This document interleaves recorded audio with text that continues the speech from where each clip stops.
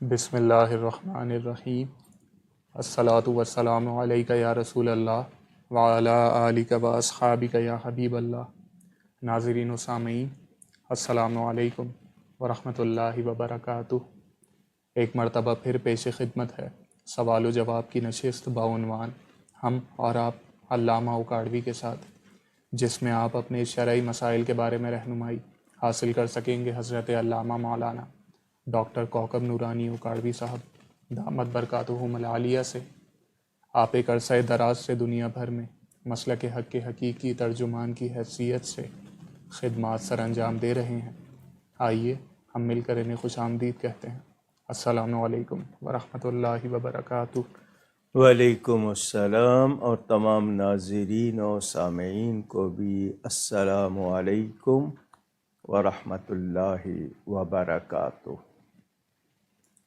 آپ لوگ اپنے سوالات اسی لائیو اسٹریم کے کامنٹ سیکشن میں لکھ سکتے ہیں۔ اگر آپ کی آئی ڈی اپنے اصل نام کے ساتھ نہیں تو آپ سوال کے ابتدا میں اپنا نام اور اپنے شہر کا نام لکھ کر بھیج دیجیے۔ آپ کا سوال شامل کر لیا جائے گا۔ اس کے علاوہ دونوں پیجز کے ان باکس، اوکاڑوی فورم کا بھی اور اوکاڑوی ڈیجیٹل میڈیا کا بھی، یہ دونوں پیجز کے ان باکس آپ کے پاس موجود ہے۔ آپ وہاں سے اپنے سوالات ہم تک پہنچا سکتے ہیں۔ اس کے علاوہ آپ کے اسکرین کے دائیں جانب ایک واٹس ایپ نمبر آ رہا ہوگا، آپ اس پر بھی اپنے سوالات ہم تک پہنچا سکتے ہیں۔ آج کا پہلا سوال نور محمد صاحب کا۔ مسجد میں چھوٹے بچوں کی جانب سے جماعت میں اگلی صف میں کھڑے ہونے کا شوق ہو اگر انہیں، اور امام صاحب منع کریں تو اس کا کیا حکم ہوگا؟ بسم اللہ والحمد للہ والصلاة والسلام علی رسول اللہ۔ سوال کرنے والے نے بچے کی عمر نہیں لکھی ہے۔ اتنا بچہ کم سن ہو کہ اپنے کپڑے خراب کر لیتا ہو، اس کو مسجد میں نہیں لاتے۔ 7 سال کے بعد آنے میں کوئی حرج نہیں ہے۔ 9-10 سال کا ہو اور صحیح نماز پڑھنی آتی ہو تو صف میں بھی کھڑے کرنے میں کوئی حرج نہیں۔ اس سے کم ہو تو اس کو کہا جاتا ہے کہ وہ پچھلی صف میں کھڑا ہو جائے، دوسری میں، اور آگے والوں کو دیکھے کہ یہ مستقبل ہے، اس طرح کرنا ہے۔ لیکن بچوں کو دھکیلنا، دھکے دینا یا سختی سے پیچھے کرنا، تو آپ ایسا کریں گے تو پھر ان کو مسجد میں آنے کا شوق کیسے ہوگا؟ خاص طور پر رمضان میں مائیں بھیج دیتی ہیں، بچے آ کے پیچھے کھیلتے ہیں، تو ان کو صرف اتنا کہیں گے کہ آواز نہ کریں، لیکن یہ کہ مسجد میں آنے کا شوق دلائیں، ان کو آداب سکھائیں۔ بچے آداب سیکھ لیتے ہیں، چھوٹی عمر میں جو چیز ان کو سکھائی جائے وہ یاد بھی رہتی ہے۔ نقش کل حجر کہتے ہیں، جیسے پتھر پہ نقش بنانا، کہ وہ مٹتا نہیں ہے۔ تو کوشش کریں، ہاں 9-10 سال کا بچہ ہے، صحیح نماز پڑھنی آتی ہے تو پھر صف میں کھڑا کرنا منع نہیں ہے۔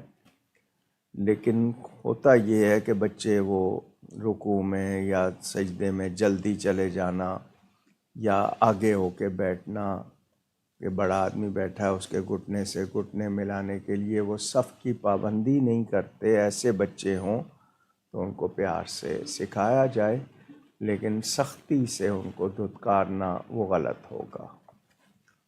ام حسنین صاحبہ کا سوال کہ جو چیزیں گھر میں زمین کے ساتھ متصل ہو اور قرار رکھتی ہوں اور وہ چیزیں طبعاً ہٹائی نہ جاتی ہوں اور گھر بیچا جائے تو ان کا شمار بیع میں ہو، تو ایسی چیزیں جو اپنی جگہ سے ہٹ نہ سکتی ہوں، ان پر نجاست لگی ہو اور وہ خشک ہو جائے تو کیا وہ پاک ہو جائیں گی؟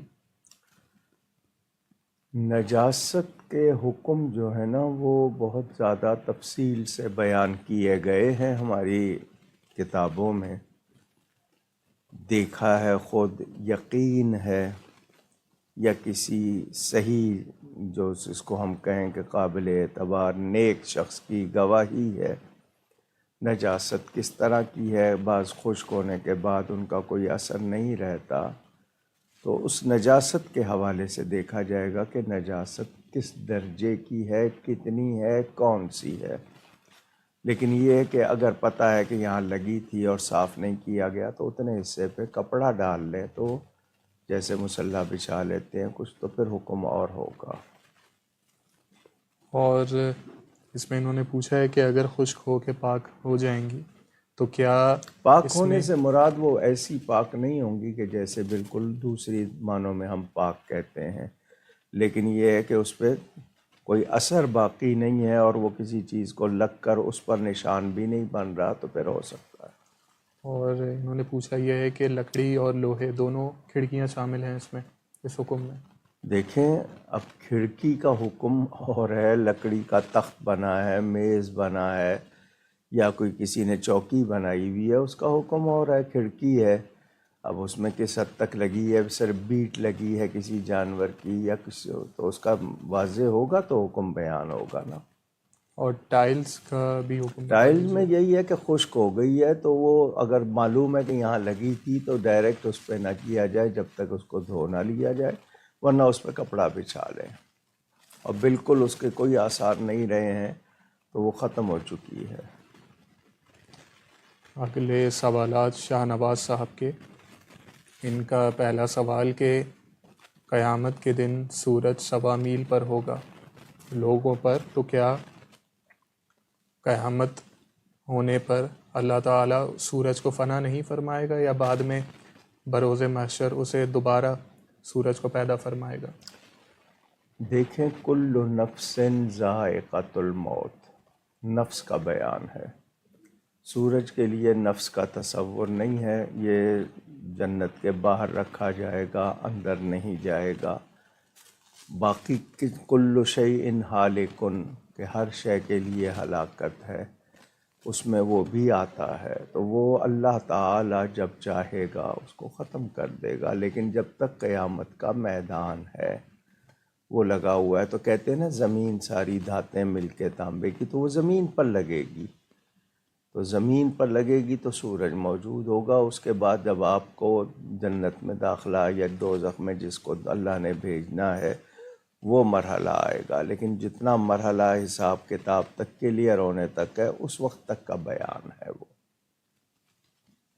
ان کا اگلا سوال کہ حضرت ذوالقرنین نبی تھے، ولی تھے، یا کوئی فرشتے؟ جہاں تک بیان ہے قرآن میں، وہ حضرت سکندر ذوالقرنین، اس کے حوالے سے یہی کہا جاتا ہے کہ وہ نبی تھے۔ آئینونی بقوہ جو بیان ہے سورہ کہف میں غالباً، تو ان کے بارے میں یہی ہے کہ وہ نبی تھے۔ جب اللہ تعالیٰ نے رزق کا وعدہ کیا ہے ہر بندے کو، تو لوگ بھی کیوں مانگتے ہیں؟ یہ سوال کرنے والے نے غور نہیں کیا۔ وعدہ رزق کا ہے، اس کے حاصل کرنے کے لیے تو ہمیں کہا گیا ہے نا کہ ہم نے اس کے لیے محنت کرنی ہے۔ مثلاً یہ کہ ہمیں پکی پکائی روٹی نہیں آتی ہے، بیج بوتے ہیں، کھاد ڈالتے ہیں، پانی دیتے ہیں، فصل کی حفاظت ہوتی ہے، پھر کٹائی، پھر چٹائی، پھر وہ دانے آتے ہیں، ان کی پسائی ہوتی ہے، پھر آٹا، پھر اس کو گوندا جاتا ہے، پیڑا بنایا جاتا ہے، توے پہ ڈال کے پکایا جاتا ہے، تب وہ، جیسا کہ میں نے پہلے بھی کہا ہے، حیات الحیوان علامہ دمیری کی کتاب ہے کہ 360 ورکر کام کرتے ہیں تب جا کے روٹی آپ کو ملتی ہے۔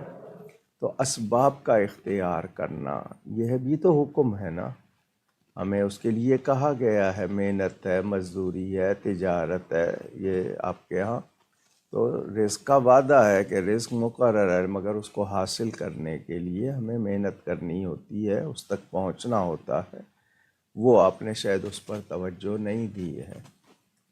مثلاً بیماری کے لیے فرمایا لکل داء دواء، ہر بیماری کے لیے دوا ہے، تو دوا تک جانا تو ہوگا نا، دوا خود بخود تو نہیں آ رہی ہے، تو یہ اسباب کے حوالے سے ہے۔ تو ہمیں جو حکم ہے کہ اس کو حاصل کرنے کے ہم نے جو طریقے جائز ہیں وہ اختیار کرنے ہیں۔ اب بھیک مانگنا جہاں تک سوال ہے، بھیک مانگنے میں یہ ہے کہ ایک شخص محنت نہیں کرتا، لیکن یہ کہ بھیک مانگنے کے لیے کھڑا رہ لیتا ہے، محنت کر لیتا ہے، جائز طریقے سے حاصل کرنے کے لیے محنت نہیں کرتا، تو اس کے لیے ترغیب دی گئی ہے اس کو، جیسا کہ وہ آتا ہے نا کہ وہ لکڑی اور کلہاڑی، رسی اور کلہاڑی دی، وہ لکڑیاں کاٹنے لگا اور پھر کمانے لگا، تو ترغیب یہی دینی ہے۔ مگر ہمارے ہاں تو یہ بھیک مانگنا ایک پروفیشن بنا ہوا ہے، بلکہ بہت سے گینگ ہیں، یعنی پورے جتھے ہیں ایسے جو یہ کام کرتے ہیں، اور اس میں ان کو وہ جو کمائی ہوتی ہے وہ دوسری طرف نہیں جانا چاہتے، اس کے لیے بہت سی کہانیاں بھی ہیں۔ تو انسان یہ یاد رکھے کہ اللہ تعالیٰ رزق دیتا ہے، لیکن اس کے حاصل کرنے کے لیے بھی ہمیں طریقے سکھائے گئے، یہ بدن دیا گیا، محنت سکھائی گئی۔ الکاسب و حبیب اللہ، محنت کرنے والا اللہ کا پیارا ہوتا ہے، تو یہ محنت کرنا، لیکن بھیک مانگنا بہرحال اچھا فعل نہیں ہے، لیکن کوئی مجبور ہے نہیں کر سکتا، مستحق ہے، اس کا حکم اور ہے۔ رمیزہ ناز صاحبہ کا سوال کہ آیات سجدہ کے بارے میں بتا دیجئے کہ وہ کون کون سی ہیں؟ جی 14 آیات ہیں، اب یہ کہ ان کی تفصیل سامنے رکھنی پڑے گی مجھے اس وقت میں زبانی نہیں بتا پاؤں گا۔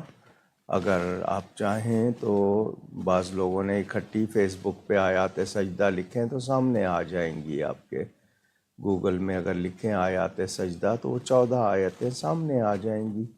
ایک سجدہ شافعی حضرات کے نزدیک ہے، حنفیوں کے نزدیک نہیں ہے، ہمارے 14 ہیں۔ تو ان آیتوں کو، بلکہ میں نے شاید بتایا تھا کہ اگر کسی کو کوئی دعا کرنی ہو 14 وہ آیتیں پڑھے، سجدے کرے اور دعا کرے تو قبول ہونے کا بتایا گیا ہے، اللہ تعالیٰ کرنے والا ہے۔ تو لیکن اس وقت آپ کہیں کہ وہ آیتیں سناؤں تو مجھے بھی سجدہ کرنا پڑے گا، جتنے سنیں گے ان سب کو بھی سجدہ کرنا پڑے گا۔ فیضان رضا صاحب کا سوال کہ آن لائن تجارت کے بارے میں بتا دیجئے کہ کیا یہ جائز ہے؟ ہر وہ طریقہ جس میں کوئی ایسی چیز نہ پائی جائے جو اس کو غلط کرتی ہے وہ درست ہوتا ہے۔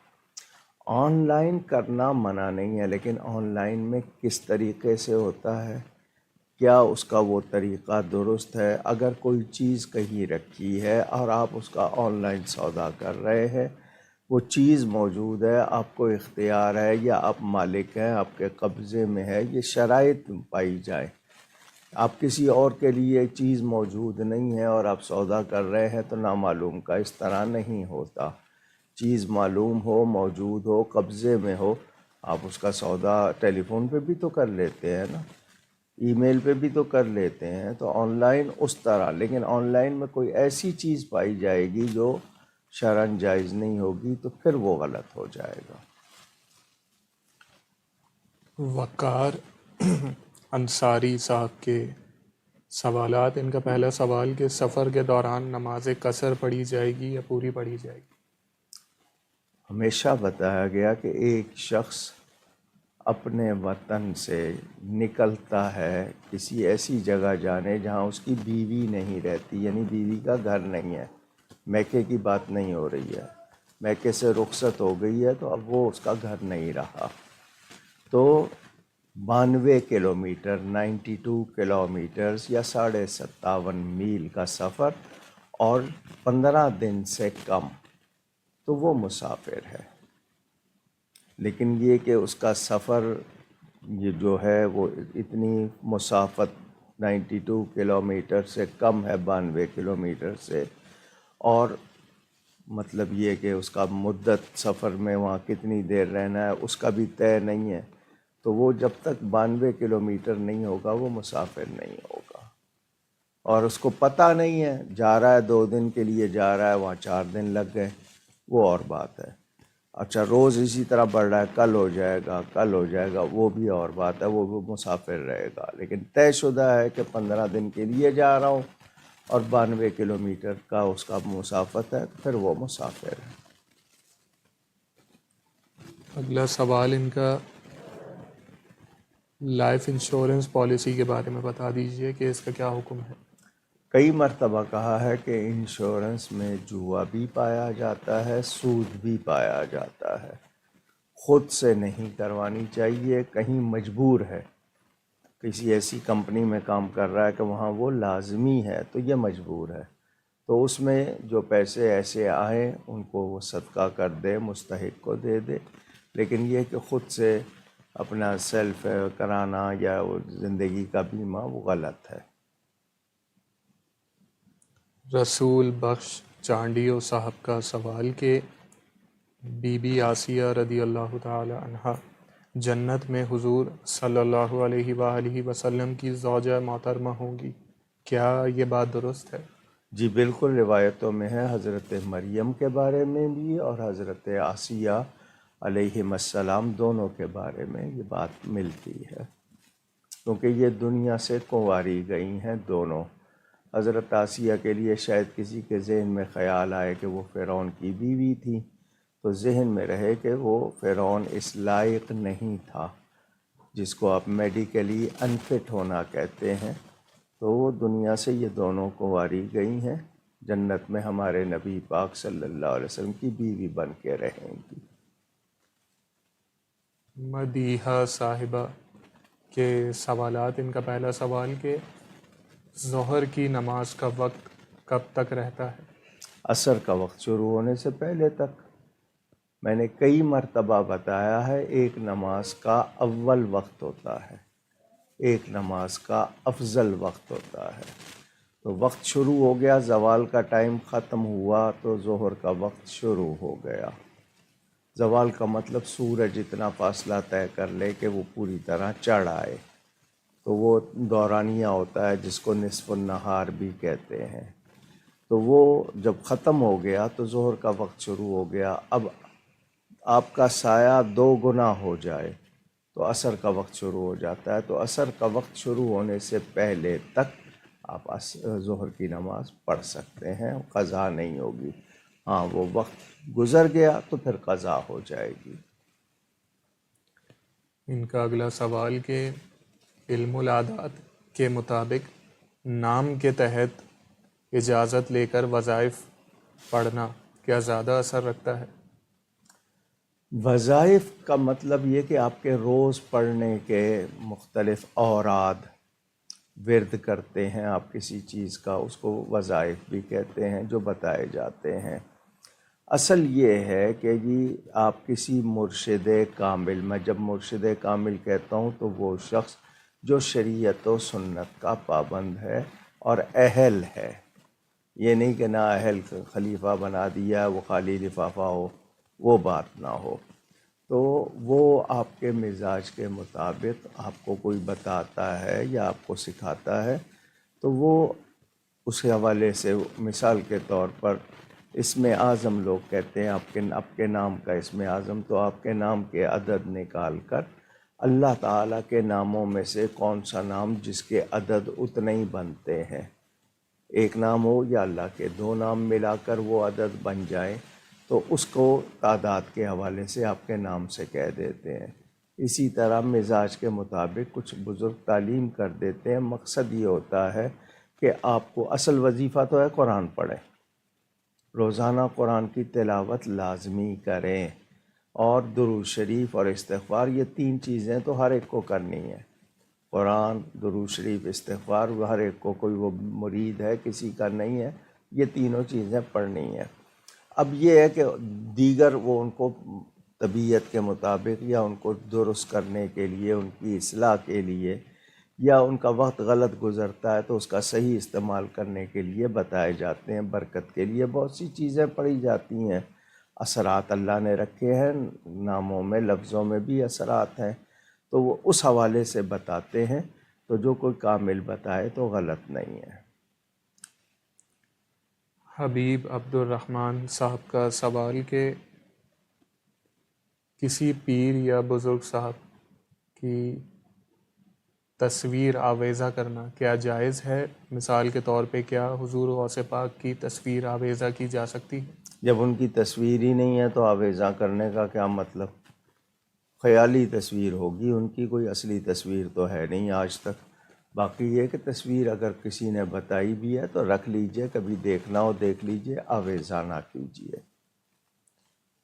سفیر عباسی صاحب، آپ نے لائف انشورنس کے بارے میں پوچھا، ابھی کچھ دیر پہلے علامہ صاحب نے 2 سوال پہلے اس کا جواب دیا ہے، آپ ریوائنڈ کر کے دیکھ سکتے ہیں۔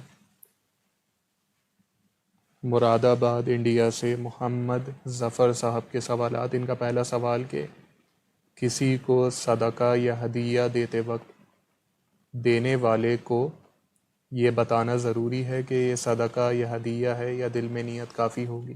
جی کئی مرتبہ اس کا جواب دیا ہے، اصل چیز نیت ہے، کہنا ضروری نہیں ہے، لیکن جس کو دے رہے ہیں وہ اگر پوچھ لے گا تو پھر چھپا نہیں سکتے، پھر بتانا ضروری ہو جائے گا۔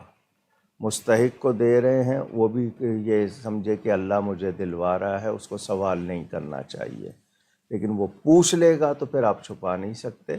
کہنا ضروری نہیں، آپ ہدیہ کہہ سکتے ہیں، عیدی کہہ سکتے ہیں، بچوں کے لیے دے رہا ہوں ایسے یہ کہہ سکتے ہیں، لیکن نیت آپ کی اگر نہیں ہوگی تو ادا نہیں ہوگا۔ زکوٰۃ ہے، صدقہ ہے، تو نیت ضروری ہے۔ نیت انما الاعمال بالنیات، کہنا ضروری نہیں ہے کہ یہ زکوٰۃ ہے یہ صدقہ ہے، لیکن لینے والا اگر پوچھ بیٹھے تو پھر آپ چھپا نہیں سکتے، آپ کو بتانا ہوگا۔ ان کا اگلا سوال کہ نبی پاک صلی اللہ علیہ وسلم کے دادا حضور کا اصل نام کیا تھا؟ شیبۃ الحمد۔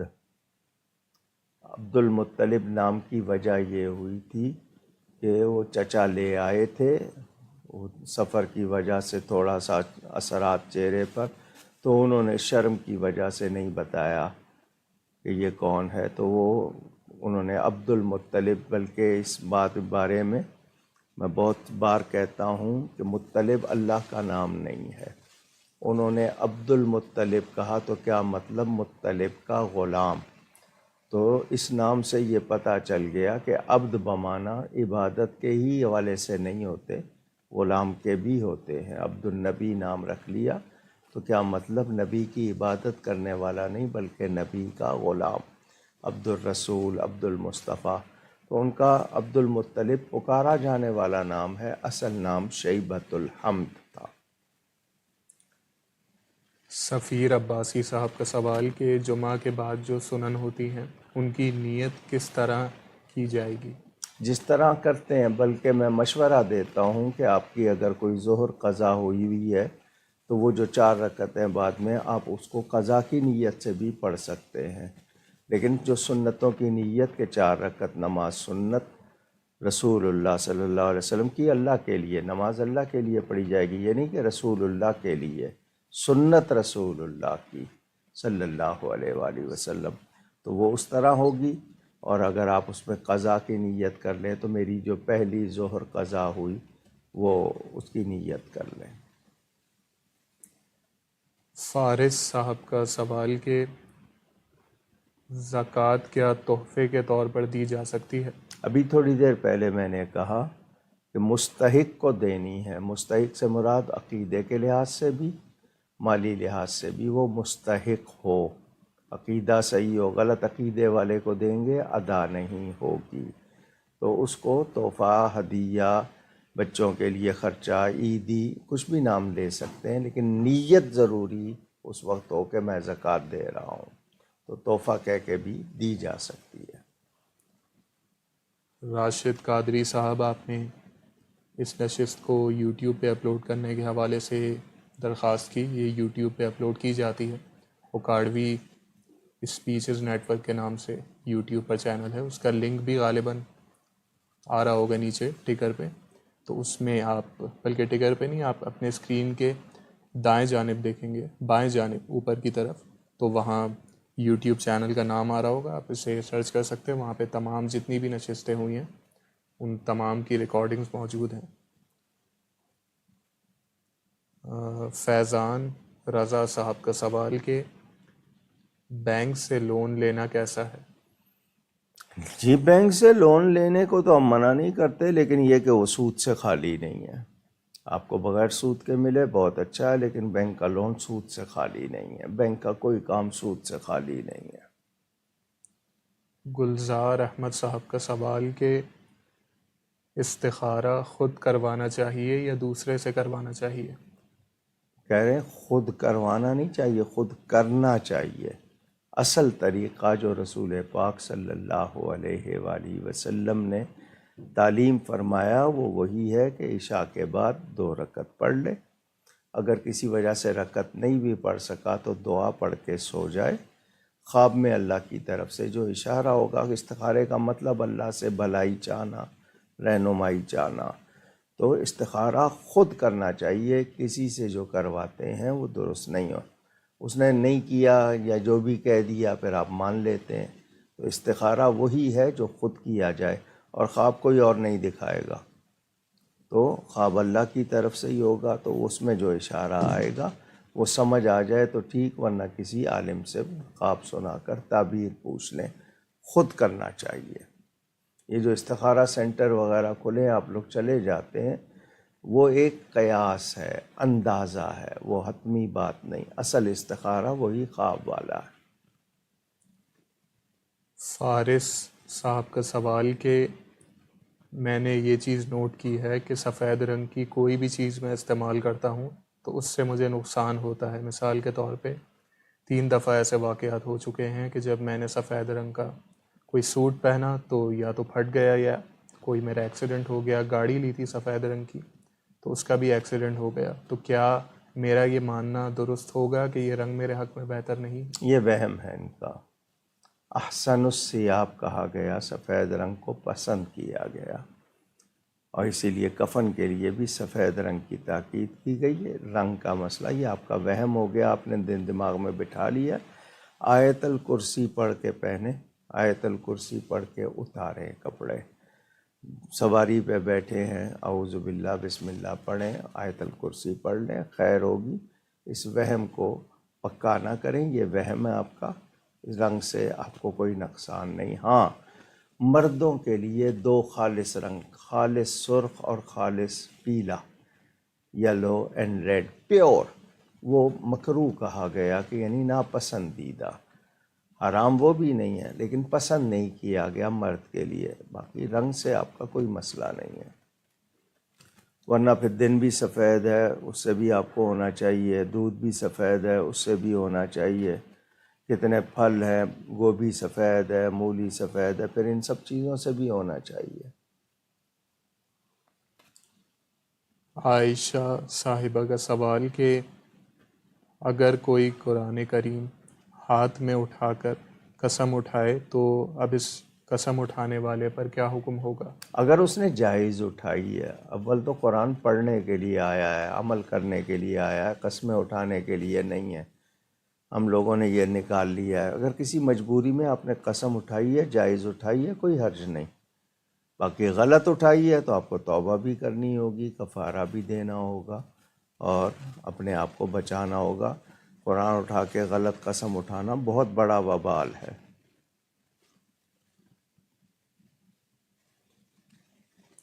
اگلا سوال ملتان سے مظہر عباس صاحب کا، نماز عصر اور عشاء میں فرض سے پہلے 4 رکعت سنتیں غیر موقدہ ہوتی ہیں۔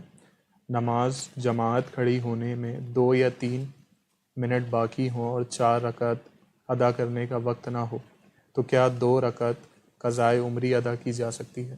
جی، آپ کوئی بھی نماز پڑھ سکتے ہیں۔ اصل میں یہ جو سنتیں ہیں نبی پاک صلی اللہ علیہ وسلم نے ادا فرمائیں، کوئی کرے تو محبت والے کو بہت زیادہ ثواب ہوتا ہے۔ محبت والے تو ان کو اور زیادہ اہمیت دیتے ہیں، وہ تو نفل بھی نہیں چھوڑتے۔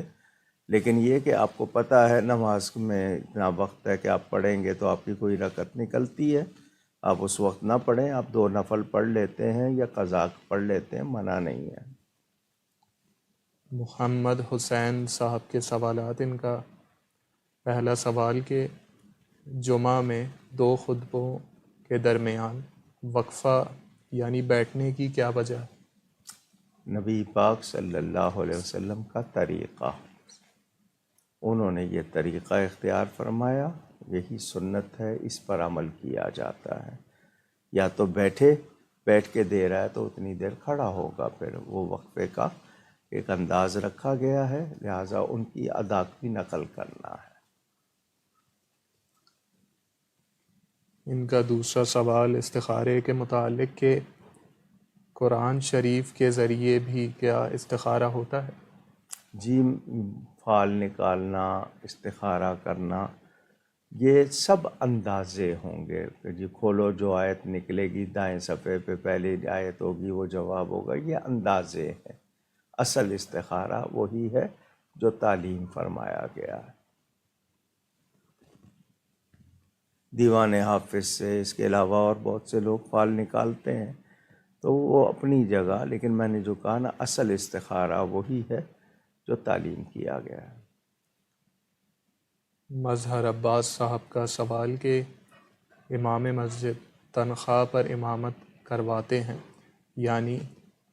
ہیں یعنی نماز پڑھاتے ہیں، تو اس صورت میں نماز پڑھانے کی انہوں نے اجرت لے لی، ان کو کیا اب ان کے پیچھے الگ سے نماز پڑھی جا سکتی ہے یا ان کی اقتدا کرنا بھی جائز ہوگی؟ نماز کی قرآن کی کوئی اجرت نہیں ہے. حضرت عمر فاروق رضی اللہ تعالیٰ عنہ نے مساجد کے اماموں کی تنخواہ مقرر کی تھی کہ ان کو آپ پابند کر دیتے ہیں، وہ کوئی اور کام نہیں کر پاتے، ورنہ وہ جائیں اپنی مرضی سے نماز پڑھ لیں جب بھی. باقی ان کو چونکہ پابند کیا جاتا ہے اس لیے ان کا نان نفقہ خیال رکھا جاتا ہے. تو وہ اجرت نماز کی نہیں ہے، وہ وقت کو ان کو پابند کرنے کی ہے، اور وہ بالکل جائز ہے، اس میں کوئی ایسی بات نہیں ہے. آپ ان کے پیچھے نماز پڑھیں. ہاں، نماز پڑھنے کے لیے امام کیسا ہو، اس کی جو شرائط ہیں وہ ضرور پائی جائیں. صرف یہ اجرت جو ہے یہ نماز کی نہیں ہے، یہ وقت کی ہے، ان کو پابند کرنے کی ہے. زینت بوانی صاحبہ کا سوال امریکہ سے. یہ سوال ان کا مجھے سمجھ نہیں آیا. انہوں نے پوچھا ہے کہ عیسائی یہ مانتے ہیں کہ حضرت عیسیٰ علیہ السلام سے منسوب ایک واقعہ جس پر وہ اعتقاد رکھتے ہیں کہ انہوں نے ٹیبل فلپنگ انہوں نے لکھا ہے، کہ کیا قرآن میں اس کا کوئی ثبوت ملتا ہے؟ میں نے گوگل پہ دیکھا ہے تو ٹیبل فلپنگ والے واقعے سے یہ آ رہا ہے کہ وہ کسی معبد میں داخل ہوئے تھے، وہاں کچھ ڈاکوؤں کا راز تھا تو انہوں نے بالجبر وہ خالی کروا دیا تھا اور ان لوگوں کو اپنا تابع کر لیا تھا. اس کو ٹیبل فلپنگ کس معنی میں کہیں گے؟ اس میں جو ان کا یہ لکھا ہوا ہے کہ ٹیبل فلپنگ کچھ اس طرح ہوئی تھی کہ جہاں ان کا سارا مال دولت وغیرہ سب کچھ رکھا ہوا تھا تو علامتی طور پہ انہوں نے اس ٹیبل کو اٹھا کے باہر پھینک دیا تھا دولت سمیت، یہ علامت ظاہر کرنے کے لیے کہ اب یہ میرے زیر اثر ہے یہ معبد. اگر یہ واقعہ کسی مستند کتاب سے ثابت ہے تو میں اس کو، چونکہ میرے علم میں نہیں ہے، میں سچی بات کہوں میرے علم میں نہیں ہے، اگر کسی صحیح کتاب سے ثابت ہے تو اس کو سمجھنا ہوگا وہ نبی ہیں. نبی کبھی بھی غلط کام نہیں کرتا، پہلی بات. اگر کوئی کام ایسا ہے جس کو ان سے منسوب کر دیا گیا، اٹیچ کر دیا گیا ہے اور وہ ان سے ثابت نہیں ہے تو یہ بہت بڑی زیادتی ہے. نبی کی طرف ایسی بات لگانا جو اس نے نہیں کی یا نہیں کہی تو اگلا بندہ ان کے نام سے لے تو یہ خاص طور پر حضور صلی اللہ علیہ وسلم کا ارشاد کہ جو ان کی طرف بات کی جائے اور ان کی نہیں ہے تو ایسا بندہ اپنا ٹھکانہ سوچ لے کہاں بنتا ہے. تو وہ اگر بات ہے تو اس بات کو دیکھا جائے گا کہ انہوں نے چوروں سے بچانے کے لیے، لٹیروں سے بچانے کے لیے معجزاتی طور پر کیا ہے، وہ ان کا مانا جا سکتا ہے، کیونکہ نبی کو معجزے کا، ولی کو کرامت کا درجہ دیا جاتا ہے، اور یہ معجزہ اور کرامت اللہ کا فعل ہوتا ہے، ظاہر بندے سے ہوتا ہے. تو اگر اس طرح کی کوئی بات ہے، اس کا پورا واقعہ میرے ذہن میں ہو تو میں پورا جواب دوں، لیکن جتنا بتایا گیا ہے اس سے یہی پتہ چل رہا ہے کہ انہوں نے چوروں سے بچایا اور ان کی دسترس سے اس کو نکالا، تو یہ بات مانی جا سکتی ہے کہ نبی کو ایسا کرنے میں کوئی وہ عذر نہیں ہے، وہ بلکہ کیا ہو انہوں نے تو ہم اس کا انکار نہیں کریں گے، لیکن خاص واقعہ ہے اس کا یہ کوئی ٹرم استعمال کر کے بیان کی جاتی ہے تو میرے ذہن میں اس کی تفصیل نہیں ہے۔ وقار مسعود صاحب کا سوال کہ میں صلاۃ التسبیح کی نیت سے اکیلے نماز ادا کر رہا تھا مسجد میں۔ میں جس عرب ملک میں رہتا ہوں وہاں یہ رواج ہے کہ اگر کوئی بندہ اکیلے بھی پڑھ رہا ہو تو پیچھے کوئی بندہ ساتھ آ کے جماعت کی نیت سے شامل ہو جاتا ہے۔ اب عصر کا وقت تھا، میں صلاۃ التسبیح کی نیت سے نماز پڑھ رہا تھا، وہ بندہ عصر کی نیت سے شامل ہو گیا۔ میں نے بعد میں اپنی نماز صلاۃ التسبیح دہرا لی، تو اب میرے لیے کیا حکم ہوگا اور اس کے لیے کیا حکم ہوگا؟ جی، مقتدی اور امام دونوں کی نماز ایک ہو، اس نے ظہر کی نیت کر لی ہے اور آپ عصر پڑھ رہے ہیں مغالطے میں، وہ اور بات ہوگی، لیکن اس وقت لازمی بات ہے صلاۃ التسبیح میں جس طرح آپ کا طویل رکوع، طویل قومہ، سجدہ اس سے ظاہر ہو جاتا ہے، تو اس شخص نے اگر وہ عصر کی نماز سمجھ کر اقتدا کی ہے تو اس کو دہرانی ہوگی۔ آپ نے اگر اپنی جاری رکھی ہے، پوری پڑھی ہے، تو آپ کی نماز ہو گئی۔ آپ نے اس میں آواز نہیں کی، اس کو احساس دلانے کے لیے کوئی ایسی حرکت جو عمل کثیر نہ ہو وہ کی جا سکتی تھی، تاہم اس نے اگر آپ کے پیچھے پڑھی ہے تو آپ کو اس کو کہہ دینا چاہیے تھا کہ میں صلاۃ التسبیح پڑھ رہا تھا، تم اپنی نماز دہرا لو۔ آپ نے پوری کی ہے تو آپ پوری کریں، لیکن آپ نے اس کے ساتھ نیت کی ہوئی تھی صلاۃ التسبیح کی اور اس کے شامل ہونے کی وجہ سے آپ نے اس کو عصر بنا دیا تو غلط کیا، اب دونوں کو دہرانی ہوگی۔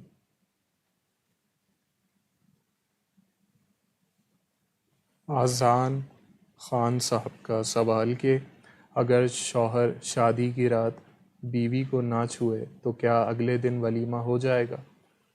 بالکل بھی نہیں چھوا تو غلط کیا، کیونکہ یہ شب زفاف اس کو کہتے ہیں، جس کو آپ کے اردو والے سہاگ رات کہتے ہیں۔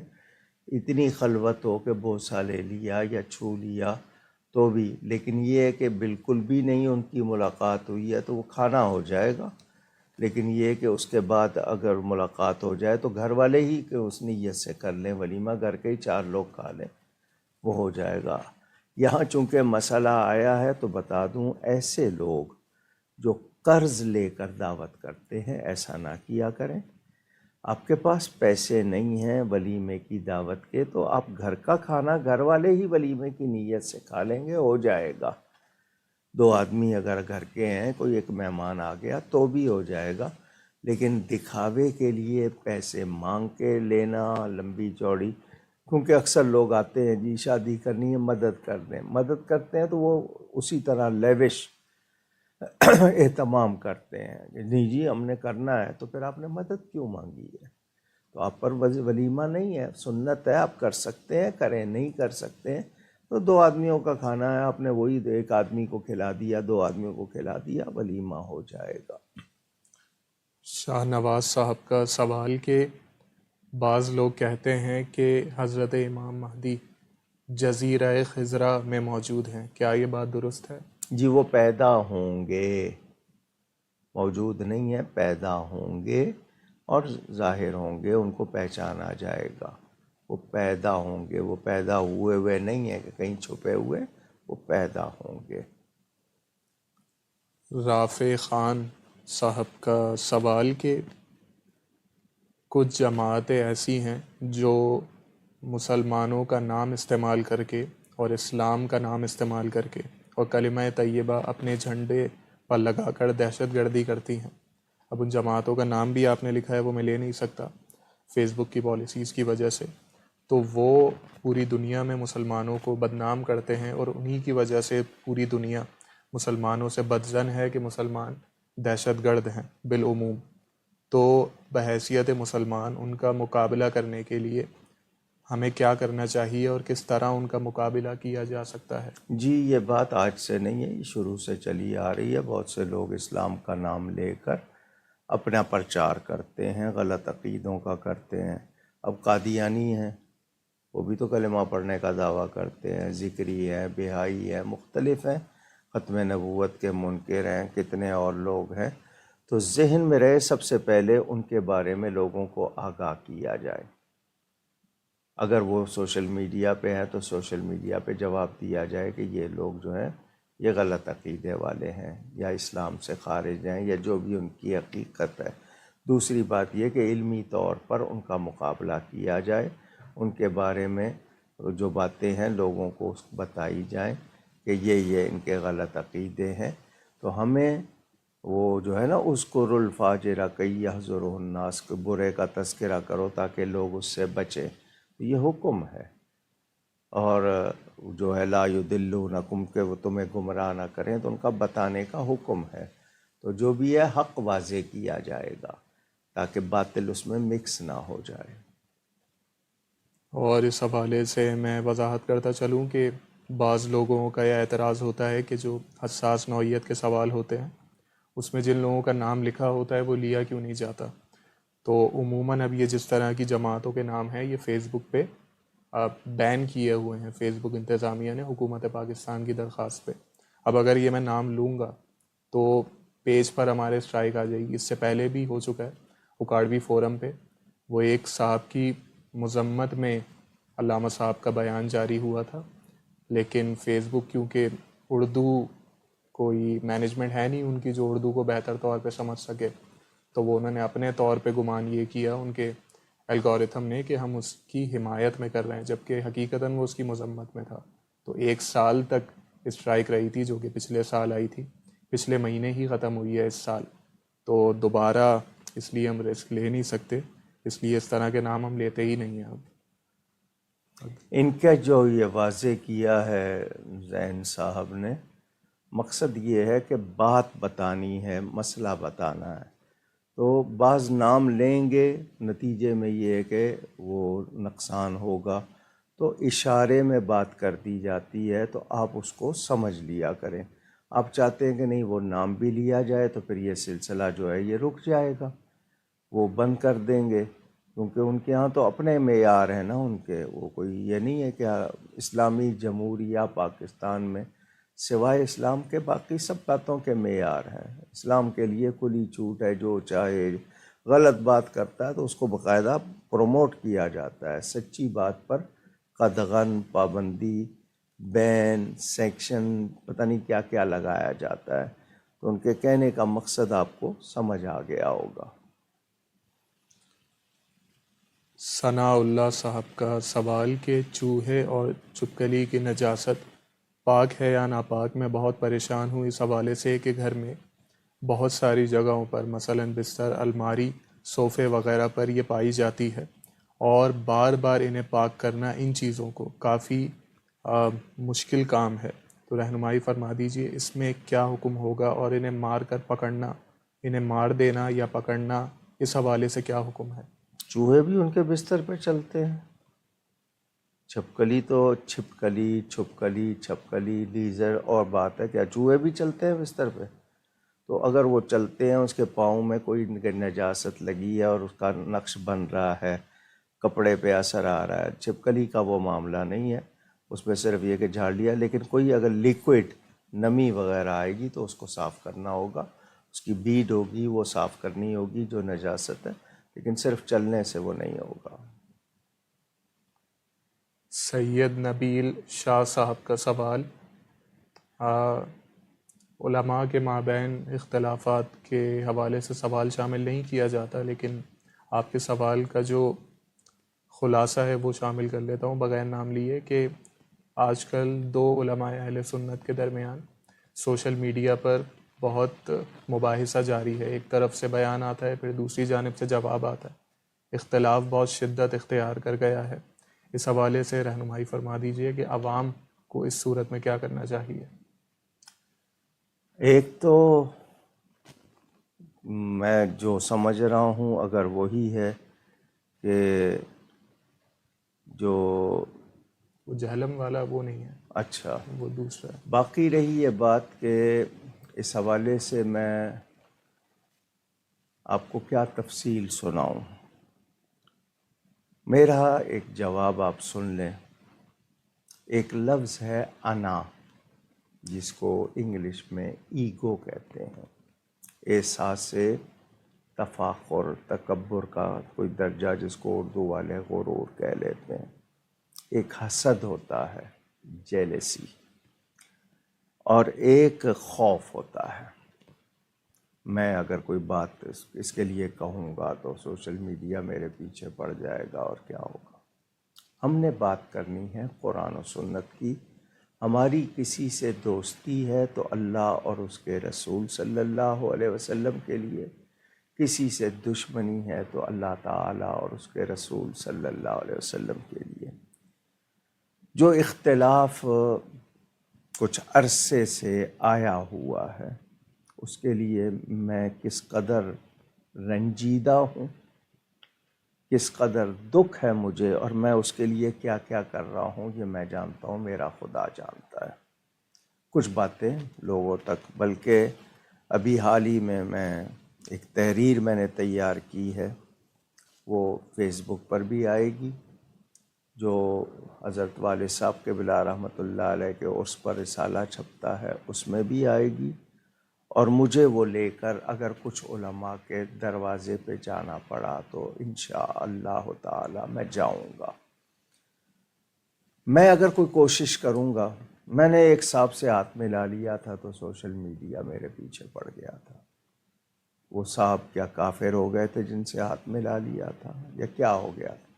میرے ہاتھ ملانے پر بڑے بڑے فقرے کسے گئے، خود کس کس سے ہاتھ ملا رہے ہیں، کیا کیا کر رہے ہیں، بھرا ہوا ہے۔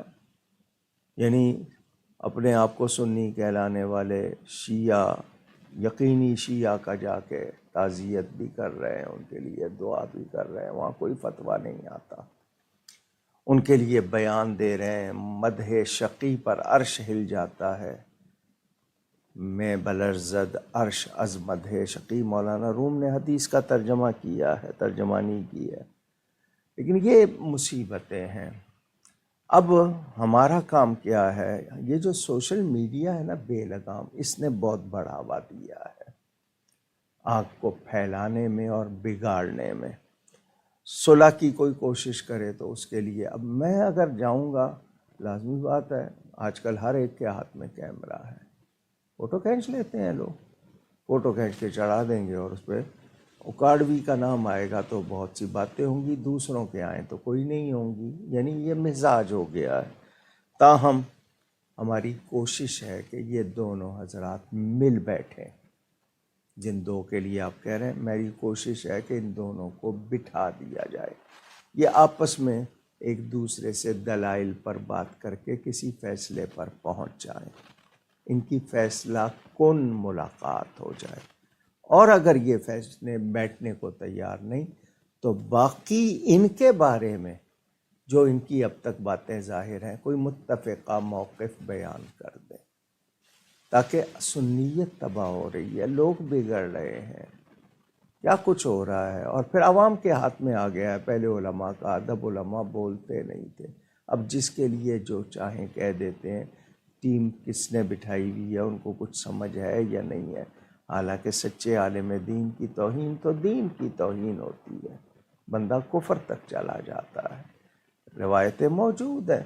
تو میری پوری کوشش ہے، آپ لوگ دعا کیجئے، اللہ میرے ہاتھوں یہ کام کرا دے، میں پوری طرح مخلص ہو کر اس میں کر رہا ہوں، اور اللہ ان لوگوں کو بھی صدق و اخلاص کے ساتھ اس نزاع کا مطلب جو جھگڑا ہے، جو ڈسپیوٹ ہے، اس کو ختم کرنے کی توفیق دے۔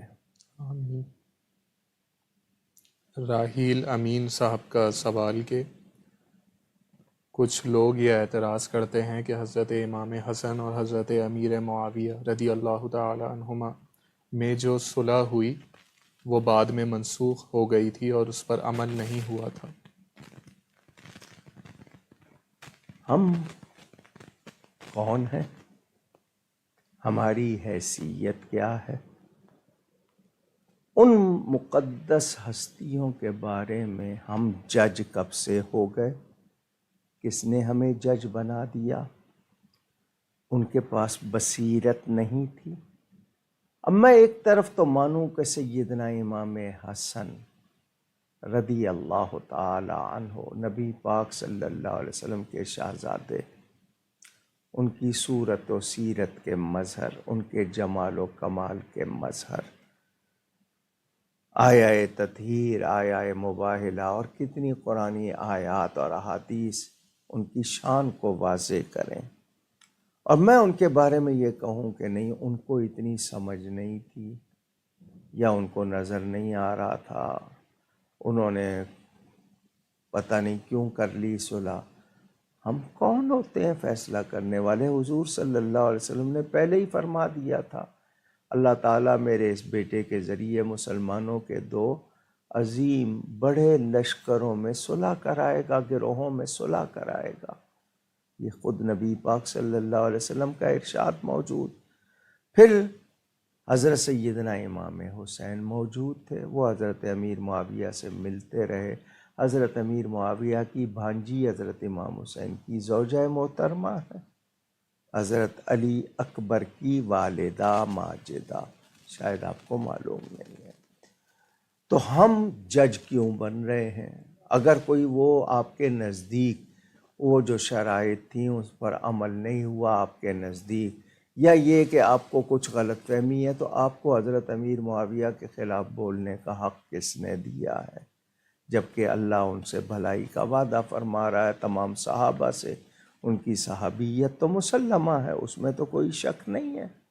تو جو ایسی باتیں کرتے ہیں وہ اپنے ذہنوں کو صاف کریں، معلومات حاصل کریں، احکام۔ حضور نے اب صحابہ کے بارے میں بھی اللہ سے ڈرنے کا ہمیں حکم دیا۔ کوئی صحابی کے بارے میں غلط بات کرے، حدیث موجود ہے، اسے کہیں لعنت اللہ علی شرکم، تمہارے شر پر ہم جو اللہ کی لعنت بھیجتے ہیں۔ تو یہ بیان موجود ہے۔ اور اذکرکم اللہ فی اہل بیتی، تمہیں اللہ کی یاد دلاتا ہوں اپنے اہل بیت کے بارے میں، اللہ سے ڈرو۔ تو جگہ جگہ ذکر موجود ہے۔ میرا آپ کا کام اہل بیت کا بھی احترام کرنا، صحابہ کا بھی احترام کرنا۔ محبت اہل بیت سے زیادہ ہو کوئی غلط بات نہیں ہے، لیکن کسی صحابی کی تنقیص، توہین، بے ادبی کی کوئی گنجائش نہیں۔ وہ صلح ہوئی، حضرت امام حسین اس کے بعد بھی حضرت امیر معاویہ کے پاس جاتے رہے، ملتے رہے۔ کیا انہیں معلوم نہیں تھا؟ اور کتنی باتیں ہیں روایتوں میں غلط آئی ہوئی ہیں حضرت امیر معاویہ اور حضرت علی کے بارے میں، جو بات کے لوگوں نے پتہ نہیں ڈال دی ہیں۔ حقائق موجود ہیں، ہمیں ادب کرنا ہے۔ اگر آپ سے ادب نہیں ہوتا تو آپ چپ تو رہ سکتے ہیں، آپ کا بولنا کوئی ضروری ہے؟ کیا یہ قطعیات میں سے ہے کہ نہیں آپ حضرت امیر معاویہ کے بارے میں جب تک کوئی منفی بات نہ کریں ہم مسلمان نہیں ہوں گے؟ کیا کوئی ایسی بات ہے؟ صحابی ہیں، ان کی بہن حضور صلی اللہ علیہ وسلم کی زوجہ محترمہ ہے، اور پھر ان کے بارے میں احادیث بھی ملتی ہیں۔ ہمیں ان کے بارے میں کوئی منفی بات نہیں کرنی۔ کیوں؟ ان کا کوئی نقصان نہیں ہوگا، ہمارا ایمان ضائع ہو جائے گا۔ وہ اپنے فیصلوں کے اللہ کی بارگاہ میں جواب دہ ہیں، میرے آپ کے سامنے جواب دہ نہیں ہیں۔ تو ہمیں ادب کرنا ہے۔ نول شکیل صاحبہ کا سوال کہ روحانیات کا کیا معنی ہے؟ روحانیات کسے کہتے ہیں؟ روح اللہ کا امر، عالم خلق ہے، عالم امر۔ عالم خلق میں اسباب کے ساتھ چیزیں بنائی گئیں، عالم امر اللہ کا حکم ہوتا ہے، وہ فرماتا ہے کن فیکون، چیز ہو جاتی ہے۔ وَنَفَخْتُ فِيهِ مِن روحی، اللہ نے اپنی عزت والی روح سے پھونکا حضرت آدم میں، تو روح سے لفظ بنا ہے روحانیات۔ ہر وہ چیز جو روح کو طاقت دے، روح کے لیے اچھی ہو، اس کو آپ روحانیات کہتے ہیں۔ مثلا ذکر الہی ہے، اللہ کی یاد ہے، آپ عبادت کر رہے ہیں، آپ اچھائی کر رہے ہیں، تو آپ اپنی روح میں اس کا آپ کو تقابل سمجھا دیتا ہوں۔ ایک ہے نفس، ایک ہے روح۔ نفس کا تقاضا کچلنا، روح کے تقاضے کو غالب کرنا۔ مثال کے طور پر ایک شخص داڑھی مونڈ رہا ہے، یہ اس کے نفس کا تقاضا ہے، جبکہ روح کا تقاضا ہے کہ داڑھی رکھو۔ شریعت کہتی ہے داڑھی رکھو، اس میں روحانیات بھی ہیں۔ ایمانیات بھی ہیں، فائدہ بھی ہے۔ اسی طرح مسائل لے لیجئے، تو آپ اپنے نفس کو کچلیں اور روح کو غالب کریں اللہ کی رضا کے لیے۔ جو فرائض واجبات جو آپ کی ڈیوٹیاں وہ ادا کریں۔ مثال کے طور پر ایک شخص شادی کرتا ہے تو کہتا ہے جی میں اللہ کے حکم پہ کر رہا ہوں، اللہ کا حکم ہے، نبی کی سنت ہے، اس کا وہ شادی کرنا عبادت بنے گا۔ ایک شخص اپنے نفس کی تسکین کے لیے کر رہا ہے تو بیوی تو ملے گی، عبادت نہیں ہوگی۔ تو روحانیات میں یہ ہوتا ہے کہ اس میں ہماری خواہشات جو نفسی خواہشات ہیں ان کا مسئلہ ان میں نہیں ہوتا۔ اب روح چونکہ آئی ہے اللہ کے پاس سے تو اس کو وہی چیز اس کو طاقت دے گی جس کا تعلق اللہ کی طرف لے جائے گا۔ آپ قرآن پڑھیں گے، آپ نیکی کریں گے، آپ نادار لوگوں کی مدد کریں گے، میٹھا بول بولیں گے، یعنی شریعت کی جو بات مانیں گے وہ روحانیات میں آئے گی۔ شریعت کی پابندی کے بغیر روحانیات کا کوئی تصور نہیں ہے۔ کچھ لوگ جو آج کل مراقبہ سینٹر اور ایسے بنا دیے ہیں کہ مذہب کی کوئی پابندی نہیں ہے، بس جو کرنا ہے وہ اچھے کام کرو، بس ایسی بات نہیں ہے۔ روحانیات کا بغیر دین کی پابندی کے کوئی تصور نہیں ہے۔ ہر وہ چیز جو آپ کی روح کو طاقت دے، آپ کا تعلق اللہ سے مضبوط کرے، وہ روحانیات۔ یہ مختصر جواب۔ ایک عالم دین کا کلپ گردش کر رہا ہے، یہ محمد حسین صاحب کا سوال کہ ایک عالم دین کا کلپ گردش کر رہا ہے۔ ان کا کہنا ہے کہ جن صحابہ کرام کا نام حضور صلی اللہ علیہ وسلم نے ارشاد فرمایا اور انہیں بشارت دی جنت کی، وہ تو جنتی ہیں یقینی طور پہ، لیکن جن کا نام حضور پاک صلی اللہ علیہ وسلم نے ارشاد نہیں فرمایا ان کے بارے میں حسن ظن رکھا جائے گا، قطعی طور پر یا یقینی طور پر نہیں کہا جا سکتا۔ میں جج نہیں ہوں، کوئی عالم جج نہیں ہے۔ قرآن کہہ رہا ہے وَكُلًّا وَعَدَ اللَّهُ الْحُسْنَى، جو فتح مکہ سے قبل ایمان لائے ان کا درجہ زیادہ ہے۔ جو انہوں نے مکہ میں ایمان لائے، پہل کی، جان و مال سے اللہ کی راہ میں جہاد کیا، ہجرت کی، ان کا درجہ اعظم درجۃ عند اللہ، قرآن نے کہہ دیا، اللہ کے نزدیک ان کا درجہ بہت بڑا ہے۔ جو فتح مکہ کے بعد ایمان لائے ان کا درجہ ان جیسا نہیں ہے، مگر قرآن کے الفاظ ہیں وَكُلًّا وَعَدَ اللَّهُ الْحُسْنَى، اللہ نے ان سب سے بھلائی کا وعدہ کر لیا۔ حسنہ سوء کی ضد ہے، جس کو برائی یا خرابی کہتے ہیں، تو حسنہ بھلائی، اللہ اس سے مراد جنت لی گئی ہے۔ فیصلہ اللہ نے کرنا ہے، میں جج نہیں ہوں، میں نے فیصلہ نہیں کرنا، وہ نبی کے صحابہ ہیں، اور ہمیں کہہ دیا گیا کہ ہر صحابی کے لیے ہمیں بھلائی کے ساتھ اس کو یاد کرنا ہے، یہ حکم ہے۔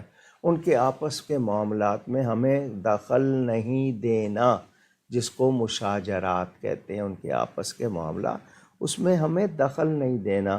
ہمیں حدیث ملتی ہے جی میرے صحابہ تاروں کی مانند ہیں، جس کسی کی پیروی کرو گے بھلائی ہدایت پا جاؤ گے۔ تو یہ جو کہنا ہے کہ جی نام لیے تو بدر والوں کے لیے نہیں فرمایا اعملوا ما شئتم، اب تم جو چاہو کرو، تم قد غفر اللہ لکم، اللہ نے تمہیں بخش دیا۔ اور کس کس کے لیے حضور نے فرمایا مغفور لہم کے الفاظ ہیں، ان کے لیے جنت کے واجب ہونے، اوجبو کے الفاظ ہیں، تو یہ ملتے ہیں۔ تو آپ نے اگر کسی صحابی کے بارے میں اس کی صحابیت ثابت ہے، صحابی کی تعریف کے پر وہ پورا اترتا ہے، آپ کو کوئی حق نہیں ہے کہ ان کے بارے میں کوئی منفی بات کریں، نیگیٹو تھنکنگ کی بھی اجازت نہیں ہے۔ آپ کون ہوتے ہیں؟ آپ کو کیا اختیار دیا گیا؟ اپنے ایمان کی فکر کریں۔ تو ہم صحابہ کرام، اب مثال کے طور پر حضرت علی صحابی بھی ہیں، حضرت امام حسن صحابی بھی ہیں، حضرت امام حسین صحابی بھی ہیں، سیدہ پاک صحابیہ ہیں، یہ صحابی نہیں ہے، صحابی بھی ہیں، اہل بیت بھی ہیں، ان کو ڈبل وہ مسئلہ حاصل ہے۔ تو ذہن میں رہے، اب سیدنا عثمان غنی وہ بھی تو داماد ہیں، حضور صلی اللہ علیہ وسلم کے داماد ہیں، دوہرے داماد ہیں، بلکہ ذو النورین کہلاتے ہیں، تو صحابی بھی ہیں، ان کا تعلق حضور صلی اللہ علیہ وسلم کی شہزادیوں کی وجہ سے گھریلو بھی ہوا تو ذہن میں رہے ہم نے ادب کرنا ہے. ان کے کوئی معاملات ہیں وہ اللہ جانے. قرآن کی اس آیت کے تحت کہ اللہ نے ان سب سے بھلائی کا وعدہ، اس سے مراد تفسیروں میں جنت لی گئی ہے. اللہ دینے والا ہے، ان کے صدقے اللہ ہمیں دے. ان کی کوئی برائی کر کے یا ان کے بارے میں نہیں. حدیث حضرت عثمان کے بارے میں ایک شخص جو تھا وہ دل میں کچھ رکھتا تھا، حضور صلی اللہ علیہ وسلم نے اس کی نماز جنازہ نہیں پڑھائی تھی، لیکن اس کے لیے کوئی حکم نہیں دے دیا تھا کہ بھئی اس کی نماز پڑھنی ہی نہیں ہے، لیکن اس کا بتا دیا. تو اب ہمیں پتہ چل گیا کہ ہمیں کیا کرنا ہے. ہمیں صحابہ کے معاملے میں کوئی منفی بات نہیں کرنی. محمد عدنان صاحب کے سوالات. ان کا پہلا سوال کہ روٹی گر جائے زمین پر تو اٹھا کر چومنا کیسا ہے؟ اس میں کوئی شرعی ممانعت تو نہیں ہے؟ نہیں، ممانعت نہیں. اصل میں وہ جو روایت ملتی ہے نا کہ روٹی کا ٹکڑا زمین پہ پڑا ہوا تھا یا اس کو کچرے کی طرح رکھا تھا تو حضور صلی اللہ علیہ وسلم نے فرمایا یہ اگر روٹ جائے تو یہ پلٹ کے نہیں آتی. یعنی اس کی ہمیں بے ادبی نہیں کرنی، توہین نہیں کرنی، انسلٹ نہیں کرنی، ڈسگریس جس کو کہتے ہیں نا، آپ مختلف لفظ کہتے ہیں. تو رزق اللہ کی نعمت ہے تو اس کی قدر کرنا یہ اچھی بات ہے. روٹی کو چھری سے کاٹنے کو بھی منع کیا گیا کہ روٹی کی تعظیم نہیں ہے اس میں، بلکہ روٹی کا احترام سکھایا گیا ہے. اللہ کی طرف سے جو بھی رزق ملتا ہے قدر کرنی چاہیے. یہ جو لوگ کچرے میں پھینک دیتے ہیں بہت برا کرتے ہیں، اور یہ آپ کے بعد میں کہتے ہیں جی بندش ہو گئی، کسی نے کچھ کر دیا. آپ کی یہی حرکتیں ہیں جو آپ کے رزق کو روکتی ہیں. رزق کی بے حرمتی آپ کے گھر میں بچ گیا، کسی کنارے رکھ دیجئے، جانور پرندے کھا لیں گے، یا کسی ایسی جگہ رکھ دیجئے جہاں سے کوئی اٹھا لے، لیکن اس کو کچرے میں پھینکنا یا اس کی بے ادبی کرنا غلط. تو روٹی کو کوئی چوم لیتا ہے تو یہ غلط نہیں ہے. یہ ایک طرح سے اس کو احساس ہونا کہ یہ اللہ کی نعمت ہے، مجھے اس کی قدر کرنی ہے. پھلوں کے بارے میں آتا ہے حضور صلی اللہ علیہ وسلم نیا پھل آتا تھا چوم لیتے تھے، اللہ کی طرف سے آیا ہے. تو اس رزق کی عزت کی وجہ سے اس کو چومنا منع نہیں ہے. ان کا اگلا سوال کہ اسٹیل ملز اور ٹھیکیداروں میں سریے کی خریداری کی ایک صورت ہے، وہ یہ کہ سریہ آرڈر پر تیار کرواتے ہیں لیکن قیمت بعد میں طے کرتے ہیں. ایسا کرنے والے پر کیا حکم ہوگا؟ دونوں کے درمیان طے ہوتا ہے یہ بات کہ جی جو قیمت رکھی جائے گی یہ بیچنے والا اور خریدنے والا جو ہے اس کے درمیان، جو بیچ رہا ہے اور خرید رہا ہے ان کے درمیان اگر یہ صورت طے ہوئی ہے تو، اور اگر طے نہیں ہوئی ہے لیکن اس نے سودا کیا کہ میں لوں گا بھلے قیمت کوئی بھی ہو، تو یہ چیز واضح ہونی چاہیے. اور اگر یہ واضح نہیں ہے لیکن یہ وہاں کا طریقہ ہے اور اس طریقے سے وہ باخبر ہے تو بھی وہ بات واضح ہو جائے گی. لیکن اگر بالکل واضح نہیں ہے تو پھر نہیں ہوگا. خریداری پر بذریعہ قرعہ اندازی انعام دینے کا حکم کیا ہے؟ رہنمائی فرما دیجیے. اگر کوئی نفع میں سے کسی کو دیتا ہے، اس نے مانگا نہیں ہے اور اس میں کوئی جوئے والی چیز نہیں لاتا ہے، مثلا یہ کہ 10,000 کی خریداری کرو گے تو انعام دیں گے، تو یہ خود اپنی مرضی سے دے رہا ہے اور اس میں کوئی ایسی شرط نہیں رکھ رہا، یعنی کوئی پابندی نہیں لگا رہا. تو اگر وہ انعام دیتا ہے جیسے پرائز بانڈ پہ انعام ملتا ہے یہ جائز ہے، تو اس کو منع نہیں کریں گے. ہاں اس میں کوئی شرط لگا دے گا تو پھر حکم بدل جائے گا. عورت کو فرض نماز کب پڑھنی چاہیے؟ فرض نماز سے مطلب کس عمر میں پڑھنی چاہیے یا وقت پوچھا ہے؟ یہ سوال اگر عورت کے لیے یہ کہ کب سے نماز فرض ہے تو یہ ہے کہ جب اس کی عمر 9-10 سال کی ہو جائے پڑھنی چاہیے. وقت کا جہاں تک سوال ہے کہ وقت پہ پڑھے، اگر اس کے شوہر کے یا دوسرے گھر کے معاملات ایسے ہیں کہ مثال کے طور پر اذان نہیں ہوئی ہے لیکن وقت ہو گیا ہے تو وہ پڑھ لے. جب بھی گھر والے آ جائیں گے پھر اس کو موقع نہیں ملے گا تو وہ پڑھ لے. تو وقت کے اندر اندر پڑھے، وقت کو خام خواہ لیٹ نہ کرے. اب جو لوگ ان کو جھونک دیتے ہیں کچن میں رمضان میں بھی کہ تم پکوڑے تلو اور سموسے بناؤ، نماز کی نہیں کرتے، تو نماز اس پر فرض ہے، اس کا خیال رکھے. تو وقت پہ پڑھنی ہے اور عمر کا بھی میں نے دونوں باتیں بتا دی۔ اس کے اگلے سوال میں اس کی نفل وضاحت نماز البتہ جو ہے نا اس کے لیے اگر شوہر اجازت دیتا ہے، یا یہ کہ جب فرصت ہو، نفل نماز کے لیے وہ اپنی شوہر کی اطاعت نہیں چھوڑے گی یا دوسری چیزیں نہیں چھوڑے گی۔ اس کے سوال کی وضاحت اگلے سوال میں ہے کہ کب پڑھے گی، مردوں کی جماعت سے پہلے یا بعد میں؟ جی وہ اگر مسجد میں گئی ہیں، پردے میں پڑھ رہی ہیں تو جماعت کے ساتھ پڑھ لیں گی۔ صرف نماز کے لیے عورتوں کو مسجد نہیں بلایا جاتا، مثلاً رمضان میں آ جائیں کہ قرآن سن لیں گے، اور یہ کہ ہم گھر میں رہیں گے تو سستی ہے، پردے کا انتظام، جانا آنا محفوظ ہے، تو وہ جماعت کے ساتھ جمعہ پڑھنے گئی ہیں۔ جمعہ عورتوں پہ نہیں ہے لیکن پڑھیں گی، جمعہ ہو جائے گا، اس کے بعد ان کو ظہر الگ نہیں پڑھنی ہوگی۔ تو یہ ذہن میں رہے۔ میں نے ابھی بتایا نا، مثال کے طور پر 1 بجے کھانے کا وقت ہے، شوہر آئیں گے یا بچے آئیں گے، انہوں نے اس کو پتہ ہے کہ اس کے بعد مجھے ٹائم نہیں ملے گا، تو زوال کا وقت ختم ہو گیا، وہ اسی وقت نماز پڑھ سکتی ہے۔ اذان نہیں بھی ہوئی، وقت ہو گیا ہے تو نماز پڑھ سکتی ہے۔ کاشف صاحب کا سوال کہ سورہ ملک کی جو فضیلت ہے، کیا وہ صرف پڑھنے والے کو ملے گی یا سننے والے کو بھی بعد نماز عشاء؟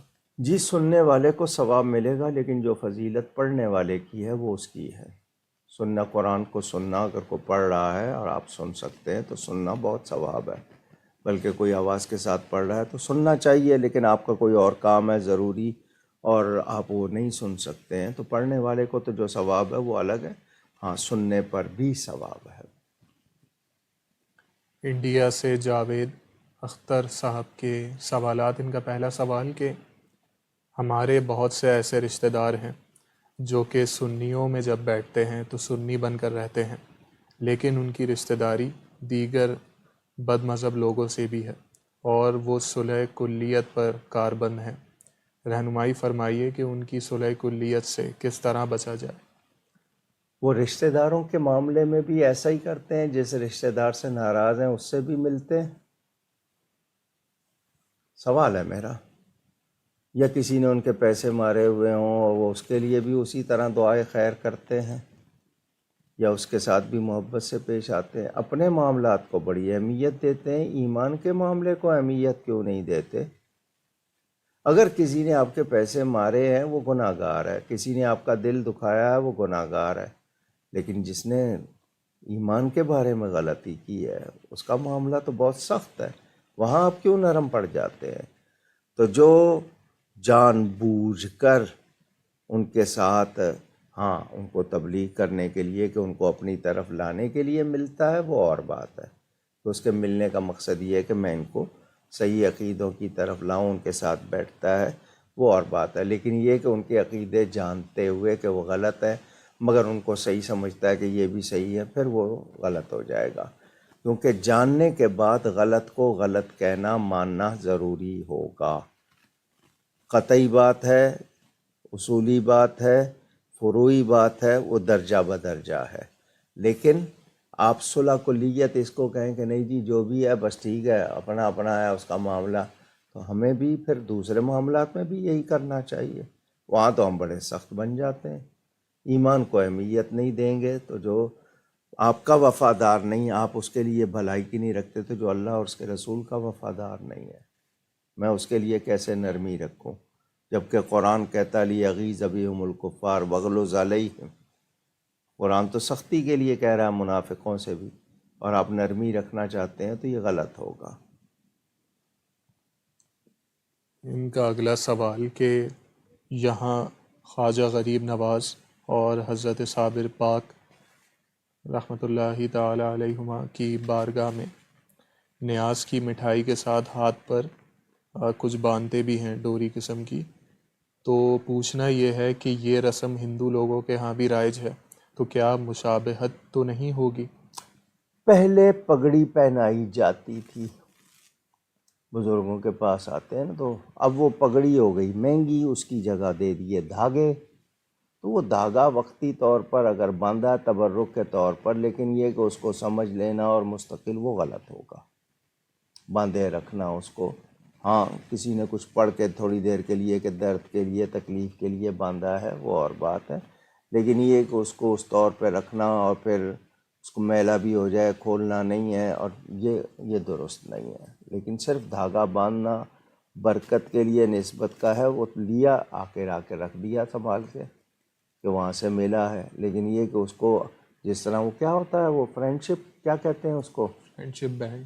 ہاں فرینڈشپ بینڈ، وہ لوگ باندھے پھرتے ہیں وہ طرح طرح کے، تو یہ اس حوالے سے اس طرح نہیں کیا جائے گا۔ ویسے تبرک ہے ان کا، وہاں سے ملا ہے، تو میں نے آپ کو بتایا وہ پگڑی کا بدل کہ وہ ویسے باندھ دیتے ہیں، لیکن یہ سمجھنا کہ جی نہیں یہ اس کو باندھے رکھنا ہے اور یہ وہ باتیں غلط ہوں گی۔ محمد عفان صاحب کا سوال کہ کیا سیاسی شعور دینا علماء کی ذمہ داری ہے یا نہیں؟ میرے دوست جس نے سوال کیا ہے، ہمارا دین اور ہماری سیاست دو الگ چیزیں نہیں ہیں۔ یہ جو پالیٹکس ہے، ویسٹرن پالیٹکس یا ویسٹرن ڈیموکریسی، مغربی جمہوریت، یہ اور چیز ہے۔ یہ اللہ کی اطاعت کی بجائے آپ کو شیطان کی اطاعت سکھاتی ہے۔ سیاست کیا ہے؟ لوگوں کے امور انجام دینا، ان کی خدمت کرنا، لوگوں کے معاملے میں ان کی آواز کو بلند کرنا، ان کے حقوق کے لیے بات کرنا، کوشش کرنا، یہ ہے سیاست۔ آج کل کی سیاست کیا ہے کہ ایک دوسرے کو گالی دو، منافقت کرو، جھوٹ بولو، لوٹو، اور یہ سیاست اسلام کی نہیں ہے۔ سیاسی شعور کیا ہے کہ میں اپنا حق پہچانوں، اس حق کو پہچاننے کے لیے، اس کو حاصل کرنے کے لیے جائز طریقہ اختیار کروں، جو میرا حق ہے اس میں ہم سب مل کر انسانی حقوق کے لیے، معاشرے کے حقوق کے لیے، کمیونٹی ہے، سوسائٹی ہے، کالونی ہے آپ کی، یہ مختلف نام آپ نے رکھے ہوئے ہیں، تو اس طبقے کی انسانی ان کے جو حقوق ہیں، ایک علاقے کے حوالے سے، محلے کے حوالے سے، شہر کے حوالے سے، ملک کے حوالے سے، تو صائب الرائے کا مطلب جو لوگ سمجھ بوجھ والی رائے، اوپینین رکھتے ہیں۔ مگر آج کل کا کرائیٹیریا تو یہ نہیں ہے۔ اب 50 کروڑ روپے خرچ کر کے جو شخص ممبر بنے گا وہ 100 کروڑ کمانے کے لیے بنتا ہے، ٹی وی پہ آ کے کہتا ہے کرپشن ہمارا حق ہے۔ میں نے خود اپنے کانوں سے یہ جملے وزیر کے سنے ہوئے ہیں۔ تو اور پھر جس طرح چاہیں قومی خزانے کا استعمال کریں، ان کی مراعات، یعنی ان کو جو فیسلٹیز دی جاتی ہیں، فیسلیٹیٹ کیا جاتا ہے، وہ سب اس کو جائز سمجھیں، تو یہ سیاست نہیں ہے۔ یہ آپ کے ہاں غلط طریقے ہیں۔ یہاں کیا سکھایا جاتا ہے کہ آپ ایک گریڈ، مثلاً 22 گریڈ تک ہے نا، کہ اس گریڈ کے ہو گئے، اب آپ کو آرڈر چلانا ہے، آپ نے پانی بھی اٹھ کے نہیں پینا، اس کے لیے بھی رکھا ہے۔ اسپتالوں میں کیا ہو رہا ہے آپ کے یہاں؟ آپ کے اسپتال میں ایک ایک چیز کی قیمت لی جاتی ہے۔ ایک شخص آیا ہے، اس نے آ کے تھرمامیٹر آپ کے منہ میں رکھا ہے، تھرمامیٹر کی فیس الگ، اس کے آنے کی فیس الگ، اس طرح ہی لوٹ رہے ہیں نا، کاروبار بنا لیا ہے۔ وہ شفا خانے جو ہیں وہ لوٹ مار کے ٹھکانے بن گئے ہیں۔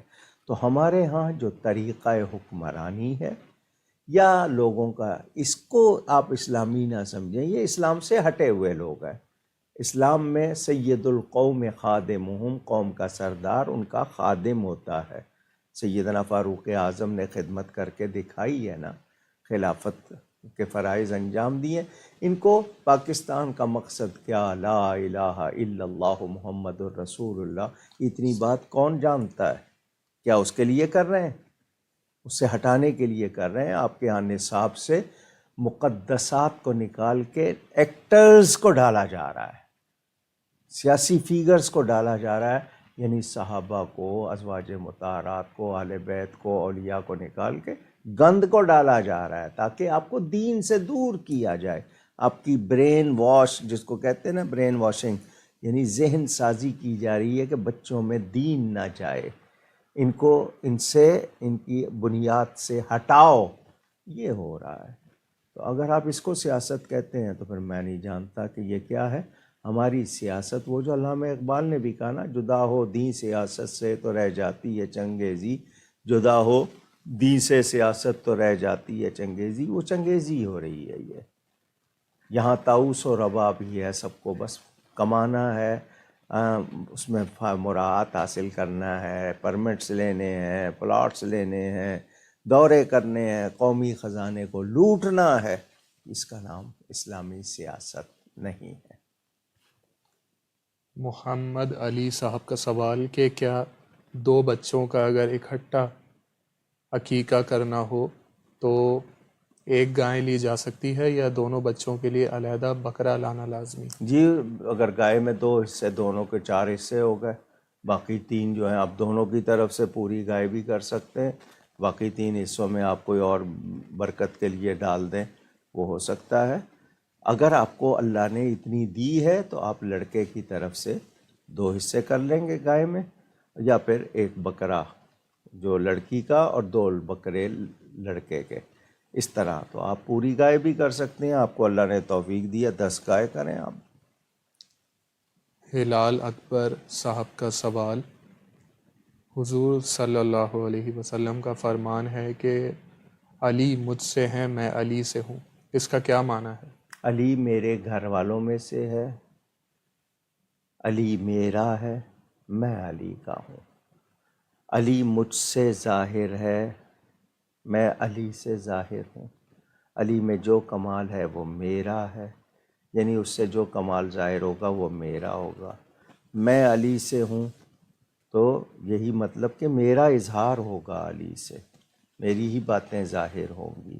حسین و منی و انا من حسین، تو سادہ ترجمہ کہ وہ میرا ہے، میں اس کا ہوں، آسان سی بات ہے۔ یہ آج کا آخری سوال، انشاءاللہ جو سوالات رہ جائیں گے وہ اگلی نشست میں ابتدا میں لے لیے جائیں گے۔ آخری سوال سے قبل ایک اور سوال بھی ہے، لیکن جو سوالات اس کے بعد رہ جائیں گے وہ اگلی نشست میں ابتدا میں لے لیے جائیں گے۔ آپ لوگ اپنے سوالات اسی لائیو اسٹریم کے کامنٹ سیکشن میں لکھ سکتے ہیں اگلی نشست سے پہلے۔ اس کے علاوہ اگر لائیو اسٹریم ختم ہو جائے تب بھی آپ لکھ سکتے ہیں اپنے سوالات اگلی نشست سے پہلے۔ آپ کے سوالات شامل کر لیے جائیں گے اوکاڑوی فورم کی لائیو اسٹریم کے کامنٹ سیکشن سے بھی اور اوکاڑوی ڈیجیٹل میڈیا کے بھی۔ اسی طرح ان دونوں پیجز کے ان باکس سے بھی آپ اپنے سوالات ہم تک پہنچا سکتے ہیں، اور اس کے علاوہ آپ کے اسکرین کے دائیں جانب ایک واٹس ایپ نمبر آ رہا ہوگا، آپ اس پر بھی اپنے سوالات ہم تک پہنچا سکتے ہیں۔ اسلام میں باکسنگ کا کیا حکم ہے؟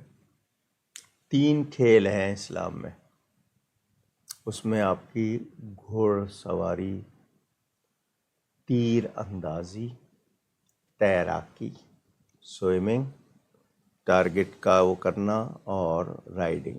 یہ چونکہ جہاد میں بھی آپ کے کام آتے تھے، جسم مضبوط ہوتا تھا۔ باقی وہ کھیل جو وقت ضائع کریں، جسم کو نقصان دیں، ان کی اجازت نہیں ہے۔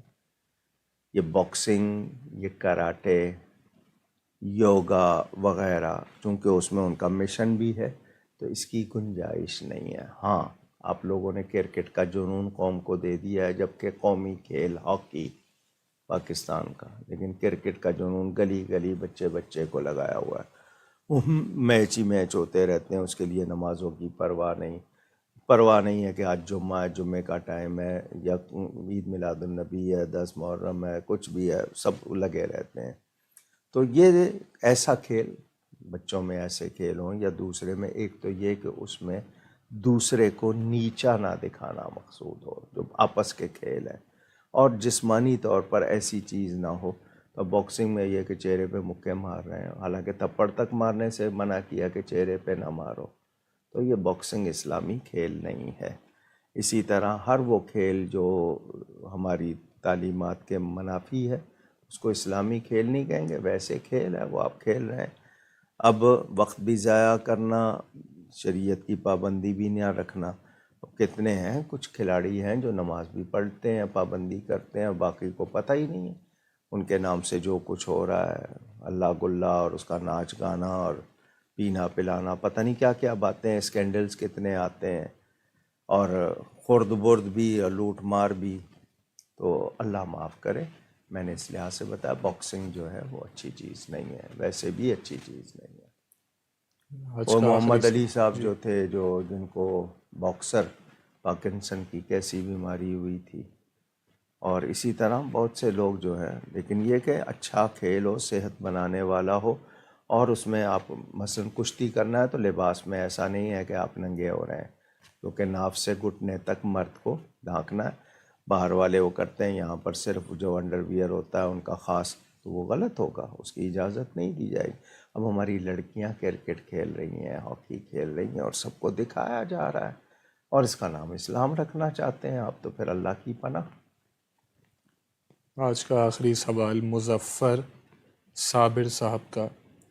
سوشل میڈیا پر یہ پوسٹ سیکولر حلقوں کی جانب سے بہت وائرل کی جا رہی ہے کہ صہیونیوں کی جانب سے مسلمانوں پر کیے جانے والے مظالم سے نالاں پاکستانیوں سے گزارش ہے کہ کبھی اپنے ملک میں قادیانیوں پر ہونے والے مظالم کے خلاف بھی آواز اٹھا لیا کریں. جس نے یہ کہا ہے وہ پہلے یہ بتائے کہ قادیانیوں پہ کیا ظلم ہو رہا ہے. پہلے تو وہ یہ بتائیں.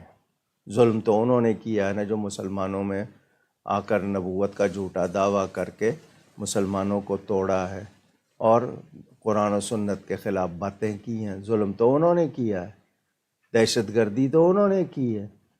حضرت سیدنا پیر میر علی شاہ صاحب گولڑوی رحمۃ اللہ علیہ نے مرزا قادیانی کو چیلنج کیا تھا.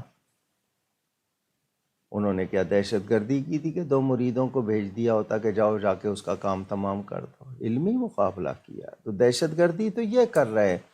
اب سوال یہ ہے کہ 1974 سے ملک کے آئین کے تحت بھی، اس سے پہلے تو شریعت کا تھا نا، اب ملک کے آئین کے تحت بھی وہ غیر مسلم اقلیت مائنارٹی ہے. ٹھیک ہے، اس کے بعد اس فیصلے کو مزید بڑھا کے کہ یہ لوگ اپنی عبادت گاہ کو مسجد نہیں کہیں گے، یہ قربانی یا دوسری چیزیں جو اسلامی شاعر ہیں وہ نہیں، کیونکہ یہ مسلمان نہیں ہیں. اب سوال میرا یہ ہے، وہ ملک کے قرآن سنت کو نہیں مان رہے، ملک کے آئین کو نہیں مان رہے، تو ظلم کر رہے ہیں یا بہت اچھا کر رہے ہیں؟ کون سا پاکستانی کتنے ہیں قادیانی؟ جتنے بھی ہیں قادیانی وہ اپنے آپ کو قادیانی ڈکلیئر، عیسائی کہہ رہا ہے اپنے آپ کو، سکھ کہہ رہا ہے، ہندو کہہ رہا ہے. یہ مسلمان نہیں ہے تو اپنے آپ کو مسلمان کیوں کہہ رہا ہے؟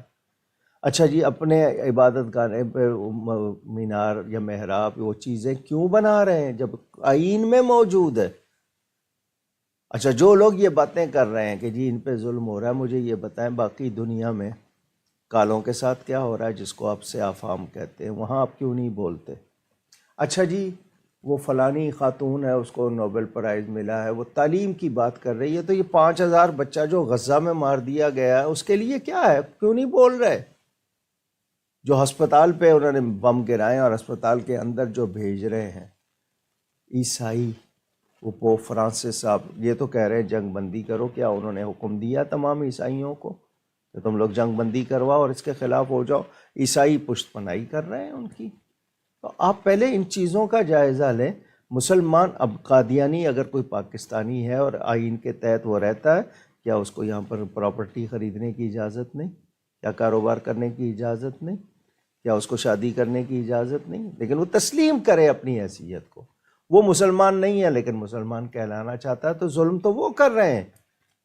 ان کو اپنا پہچانے. یہ لوگ جو کہتے ہیں اچھا جو اللہ اس کے رسول کا وفادار نہیں ہے وہ میرے ملک کا یا میرا وفادار کہاں سے ہوگا؟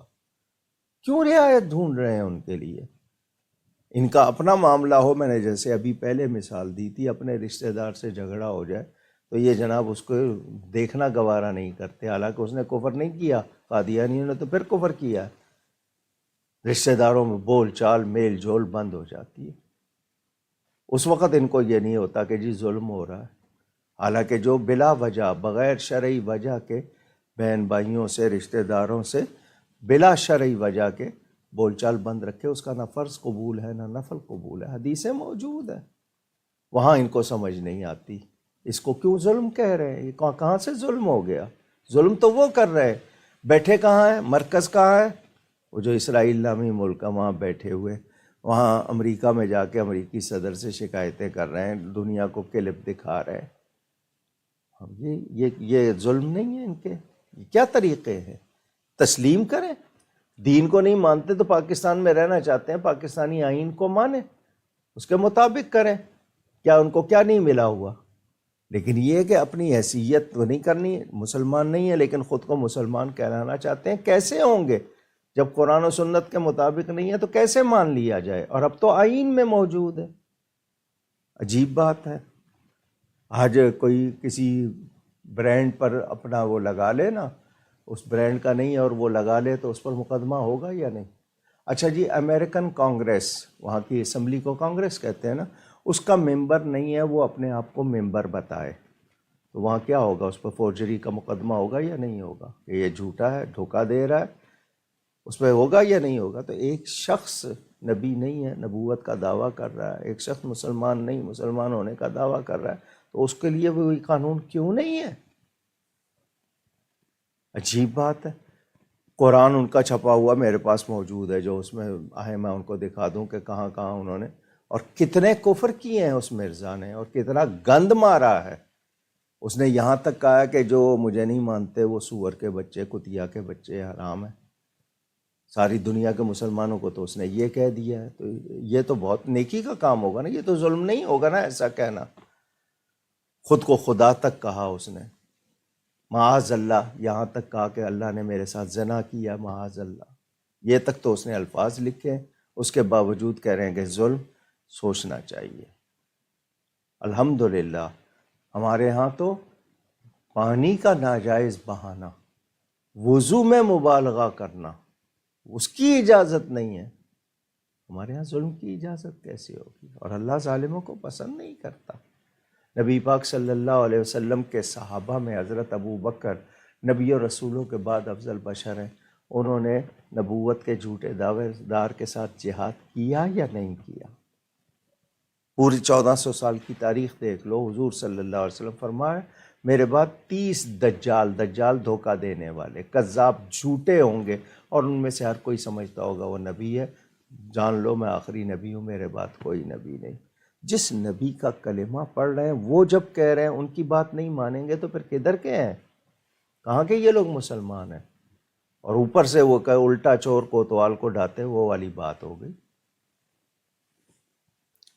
ہم ان تمام افراد کا شکریہ ادا کرتے ہیں جنہوں نے اپنے سوالات ہم تک بھیجے اور اپنے تعریفی کلمات سے ہمیں نوازا، جن میں راشدہ انور صاحبہ، نول شکیل صاحبہ، ناصر خان صاحب، اسامہ جان صاحب، نور محمد صاحب، فوزیہ عبد القادر صاحبہ، اکرام شریف صاحب، جواد آوان صاحب، مرتضیٰ چوہان صاحب، ام حسنین صاحبہ، فردوس انجم صاحبہ، فیضان رضا صاحب، شاہ نواز صاحب، منظور احمد صاحب، صویبہ منصور صاحبہ، محمد سلیم صاحب، رمیزہ ناز صاحبہ، مدیحہ صاحبہ، علی حیدر راجپوت صاحب، محمود احمد صاحب، وقار انصاری صاحب، سفیر عباسی صاحب، رسول بخش صاحب، اعجاز حسین صاحب،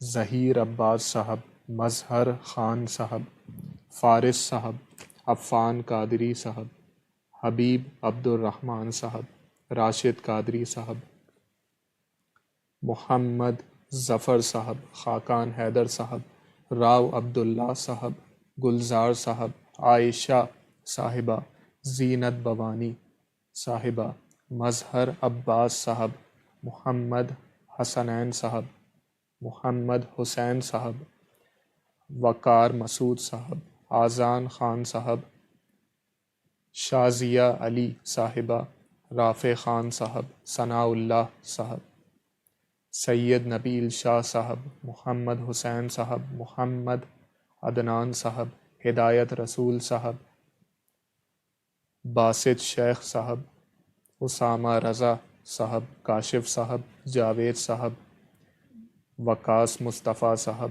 جواد آوان صاحب، وقاص خان صاحب، محمد عفان صاحب، نرمین شیخ صاحبہ، محمد علی صاحب، وسیم اکرم صاحب اور مظفر صابر صاحب، اور جن جن کے نام شامل نہ ہو سکے ہم ان سے معذرت چاہتے ہیں. آپ ہمارے لیے دعا کیجیے گا، ہم آپ کے لیے دعا گو رہیں گے. بہت شکریہ. اس ہفتے کی کچھ خبریں ہمارے ملک میں سیاسی جوڑ توڑ، عدالتی کارروائیاں طرح طرح کے لوگوں میں موضوع بحث بنی ہوئی ہیں۔ کہا جا رہا ہے کہ عدل و انصاف نہیں ہو رہا۔ جس ملک میں عدل نہ ہو، جس معاشرے میں عدل نہ ہو، وہاں ظلم ہی پنپتا ہے اور پھر وہ سب کو تباہ کر دیتا ہے۔ اور ظلم والے معاشرے پھر پنپ نہیں پاتے۔ جب وہ ظلم کو پنپنے دیتے ہیں تو پھر خود نہیں پنپتے، تباہ ہو جاتے ہیں۔ اسلام میں ہمیں تاکید کی گئی ہے، وَإِذَا حَكَمْتُمْ بَيْنَ النَّاسِ أَن تَحْكُمُوا بِالْعَدْلِ، عدل کا حکم ہے۔ انصاف، عدل شاید ہمارے ہاں سے رخصت ہو چکے۔ ویسے بھی دنیا بھر کی کیٹیگری میں کون سا نمبر ہے عدلیہ کا پاکستان کی، وہ بھی دیکھا جائے۔ ہماری افواج ہیں، ہمارے ملک کی ضرورت ہے، جغرافیائی سرحدوں کی حفاظت کرنے والی، مشکلات میں قوم کے لیے تحفظ کی اور مدد کی علامت۔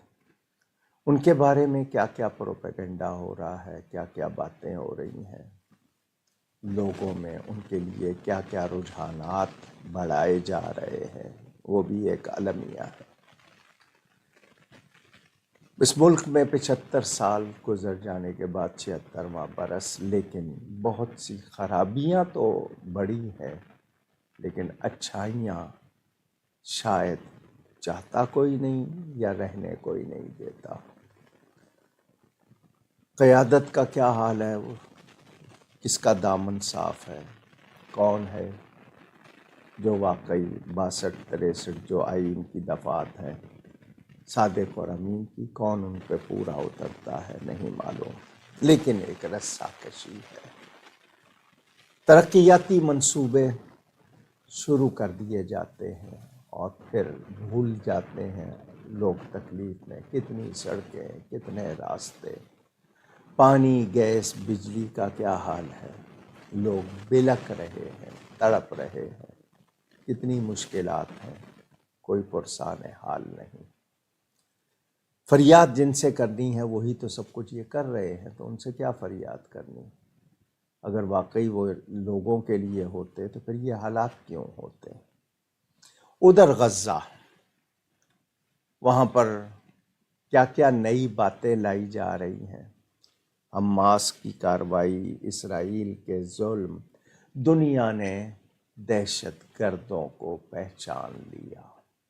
دہشت گردی کسے کہتے ہیں یہ بھی دنیا نے پہچان لیا۔ وہ صہیونی جو کچھ کر رہے ہیں پوری دنیا کے سامنے آ چکا، مگر 57 اسلامی ممالک میں کوئی لیڈر جو للکارے یا سامنے دیوار بنے نہیں آیا۔ فلسطینی ہزاروں، 2 مہینے ہونے کو آ رہے ہیں، 2 مہینے سے ان کے ساتھ ہنستے بستے گھر، بلڈنگیں، عمارتیں تاراج کر دی گئیں، کھنڈر بنا دیے گئے۔ ملبوں تلے کتنی لاشیں ہیں، کتنی نہیں ہیں، ان کو پانی مل رہا ہے نہیں، ان کو غذا مل رہی ہے نہیں، دوا مل رہی ہے یا نہیں۔ ہم صرف ریلیاں نکال رہے ہیں۔ آواز بلند کرنا اچھی بات ہے، مگر حکمرانوں نے کیا کیا؟ میں پوچھنا چاہتا ہوں، مسلمان کہاں ہیں؟ اگر قبضے ہی سچے ثابت ہونے ہیں تو پھر ہر قبضے کو سچا کر دیجئے۔ پھر دنیا پہ عدالتوں کی ضرورت کیا ہے؟ جو قبضہ کر لے وہ سچا۔ پھر ساری دنیا کے معاملات کہاں کہاں، کس کس، یہ پھر آگ رکنے والی نہیں ہے، یہ بڑھے گی۔ اگر اس وقت مسلمانوں نے اپنا تحفظ نہ کیا تو پھر ان کو کیا کیا دیکھنا پڑے گا، وہ اس کے لیے تیار رہیں۔ یہ زبانی جمع خرچ نہیں، عملی طور پر منظم ہو کر کچھ کرنا۔ وہاں تو ڈاکٹروں کو اجازت نہیں، صحافیوں کو اجازت نہیں، وہ جو انسانی ہیومینٹی کے علم بردار ایمنسٹی یا دوسرے ادارے کیا کر رہے ہیں؟ ابھی آپ نے سنا ہوگا کہ امریکی ایک جو صدارتی امیدوار تھے انہوں نے اس کو غیر انسانی کہا. بڑی بات ہے، کہہ دیا. مزید امداد کا بل سینٹ سے امریکہ سے منظور نہیں ہوا یوکرین اور اسرائیل کے لیے. بڑی بات ہے، مگر میں جاننا چاہوں گا یہ عالمی لیڈر کر کیا رہے ہیں؟ یورپ کیا کر رہا ہے؟ کتنے لوگ جو ہیں وہ ابھی بھی پشت پناہی کر رہے ہیں. تو پھر بچے سب کے بچے ہیں. پھر اسرائیل میں یا غزہ میں جو بچے ہیں ان کو بھی یا تو پھر جانور کہہ دو، پھر ان کو بچے نہیں ہیں. تو بچہ ہو، عورت ہو، بوڑھے ہوں، ہسپتال تک نہیں چھوڑے. تعلیمی ادارے کہاں گئی وہ خاتون جو نوبل پرائز میں تعلیم کی بات کر رہی ہے؟ وہاں کے لیے کیوں نہیں بول رہی؟ 2 مہینے سے وہاں کون سا اسکول چل رہا ہے؟ وہاں پہ کیوں نہیں بول رہے؟ تو ہم پوری دنیا سے یہ کہیں گے کہ انسان کی تعریف صحیح کرو اور اس میں سب کو درجہ دو. یہ نہیں کہ کوئی رنگ کی بنیاد پر، علاقے کی بنیاد پر یا دین کی بنیاد پر. انسان مانو، اور اگر انسان نہیں مانتے ہو تو پھر یہ جو کچھ کر رہے ہو یہ آپ کے اپنے گھر محفوظ نہیں رہیں گے. پھر یہ آگ پھر اسی طرح پھیلتی رہے گی. اللہ تعالی مظلوم فلسطینیوں کی مدد فرمائے. ہم تو دعا بھی نہیں کر رہے. ہمارا میڈیا ان کے حق میں جو آواز بلند کرنی چاہیے وہ بھی نہیں کر رہا. ہمارے لیے تو بڑے مسئلے اہم ہیں کہ جی کس کی آڈیو کال لیک ہو گئی ہے، اس پہ ہماری عدالتیں بھی ان کو، باقی جو ہزاروں مقدمے پڑے ہوئے ہیں، کتنے لوگ بے گناہ جیلوں میں ہیں، پڑے رہے ہیں، کوئی پوچھنے والا نہیں ہے. اللہ تعالی معاف فرمائے. مجھے اور آپ کو سب کو سوچنا ہوگا. ہم نے قبر میں جانا ہے، اللہ کو جواب دینا ہے. یہ موت یاد رہے اور جواب دہی کا احساس رہے تو شاید سنبھل جائیں، ورنہ بھیڑ چال ہے. سب کے سب الا ماشاء اللہ، سب کو احساس کرنا ہوگا ایمان کا اور اپنے وطن کا، وطن کی شناخت کا. یہ سب چیزیں دیکھنی ہوں گی. ایک بات لوگوں کی آئی کہ جی خون پر سودا نہیں ہوگا، مسلمانوں کے خون پر. ہم کچھ مصنوعات کا بائیکاٹ کر کے زندہ رہ سکتے ہیں. مجھے ایک جملہ بڑا اچھا لگا کہ فلسطینی بچوں نے کہا کہ آپ صہیونی چیزوں کا بائیکاٹ کر کے زندہ رہ سکتے ہو، اگر آپ ان لوگوں کو پالتے رہے تو پھر ہم مر جائیں گے، پھر ہم نہیں رہیں گے. یعنی وہ آپ سے پیسے کما کے ان کو ماریں گے. کچھ یہ جو KFC، میک ڈونلڈ، پیزا ہٹ، نینڈوز وغیرہ، کچھ ملکوں نے تو ٹوٹل بائیکاٹ کیا. ہمارے ہاں کیا ہوا؟ ان لوگوں نے اپنی قیمتیں کم کر دی، یعنی 400 کی چیز 200 میں کر دی. پاکستانیوں نے دوبارہ ان سے رابطے کر لیے. رش ہو گیا. پہلے تھا کہ کچھ دن نہیں گئے، انہوں نے جب قیمتیں گرائیں، اب قیمتیں گرا کے وہ آپ کو کیا کھلا رہے ہیں یہ آپ کو نہیں پتا. انہوں نے قیمت اگر گرائی ہے نا تو کچھ معیار بھی بدلا ہوگا. یہ نہ سمجھیے ہمارے ہاں دعوتوں میں مردہ مرغی کھلانا کوئی مسئلہ نہیں ہے، مردار کھلانا کوئی مسئلہ نہیں، گدھے تک کھلا دیے جاتے ہیں آپ کو. تو آپ مسلمان کے خون پر سودا کر رہے ہیں. اگر کچھ عرصے آپ ان کو معاشی طور پر دھچکا نہیں دیں گے تو پھر نتیجہ کیا نکلے گا؟ پالیں گے آپ ان کو، کل وہی آپ پر یلغار کریں گے. خدا را کچھ غیرت بھی کوئی چیز ہوتی ہے. ایمان کو اہمیت دیجیے، سوچیے. دوسری بات یہ کہ فرانس میں میں شاید پراپرلی پروناؤنس نہ کر سکوں، سیمیول پیٹی. سیمیول اگر اس کا نام ہے، پیٹی، یہ ایک ٹیچر تھا. اس نے نبی کریم صلی اللہ علیہ وسلم کے نام پر بنائے گئے، منسوب کیے گئے خاکوں کی کلاس میں بات کی تھی تو اس کو قتل کر دیا گیا تھا. اب اس شخص کے قتل کی عدالتی کارروائی وہاں ہو رہی ہے. میں اس وقت جو بات کرنا چاہتا ہوں وہ یہ کہ لوگ کہتے ہیں عدل، تو عدل کی بات تو یہ ہے کہ جس نے کھلے عام اس کو صحیح بھی کہا، اس کی اجازت بھی دی، وہ کیا مجرم نہیں ہے؟ ہیومینٹی کی دوسری باتیں کرنے والے کیوں بھول جاتے ہیں کہ مسلمان بھی انسان ہیں، اور مسلمانوں ہی کی حکمرانی تھی، یہ مسلمانوں میں خرابیاں آ گئیں تو دوسروں نے ان سے یہ جہاں بانی چھین لی ہے۔ اسپین میں کتنا عرصہ مسلمانوں کی حکومت رہی، ہندوستان میں، اور وہاں کیا ہو رہا ہے ہندوستان میں مسلمانوں کے ساتھ؟ دنیا وہ نہیں دیکھ رہی، مگر وہ جو کہتے ہیں نا ہر ایک کے لیے لہجہ اور زبان، اور تو پھر عدل کہاں ہے؟ مہذب دنیا میں کیا وہاں پر یونیورسٹیوں میں فائرنگ نہیں ہو رہی؟ راہ چلتوں پر چاقو نہیں چلائے جا رہے؟ یورپ میں، امریکہ میں لاس ویگاس کی یونیورسٹی میں فائرنگ نہیں ہوئی ہے؟ آپ کو وہ بھی دیکھنا ہے۔ کیا وہاں پر گاڑیاں نہیں جلائی جاتی؟ کیا کچھ ہوا فرانس میں اور دوسرے علاقوں میں؟ آپ اس کو بڑا مہذب کہتے تھے۔ خود کیپٹل ہل پہ امریکہ میں جب وہ جو پچھلا تھا ان کا صدر ٹرمپ، اس کے جو حامیوں نے حملہ کیا تھا، بڑے مہذب دنیا تھی نا، جو حملہ تھا بڑا تہذیب یافتہ تھا۔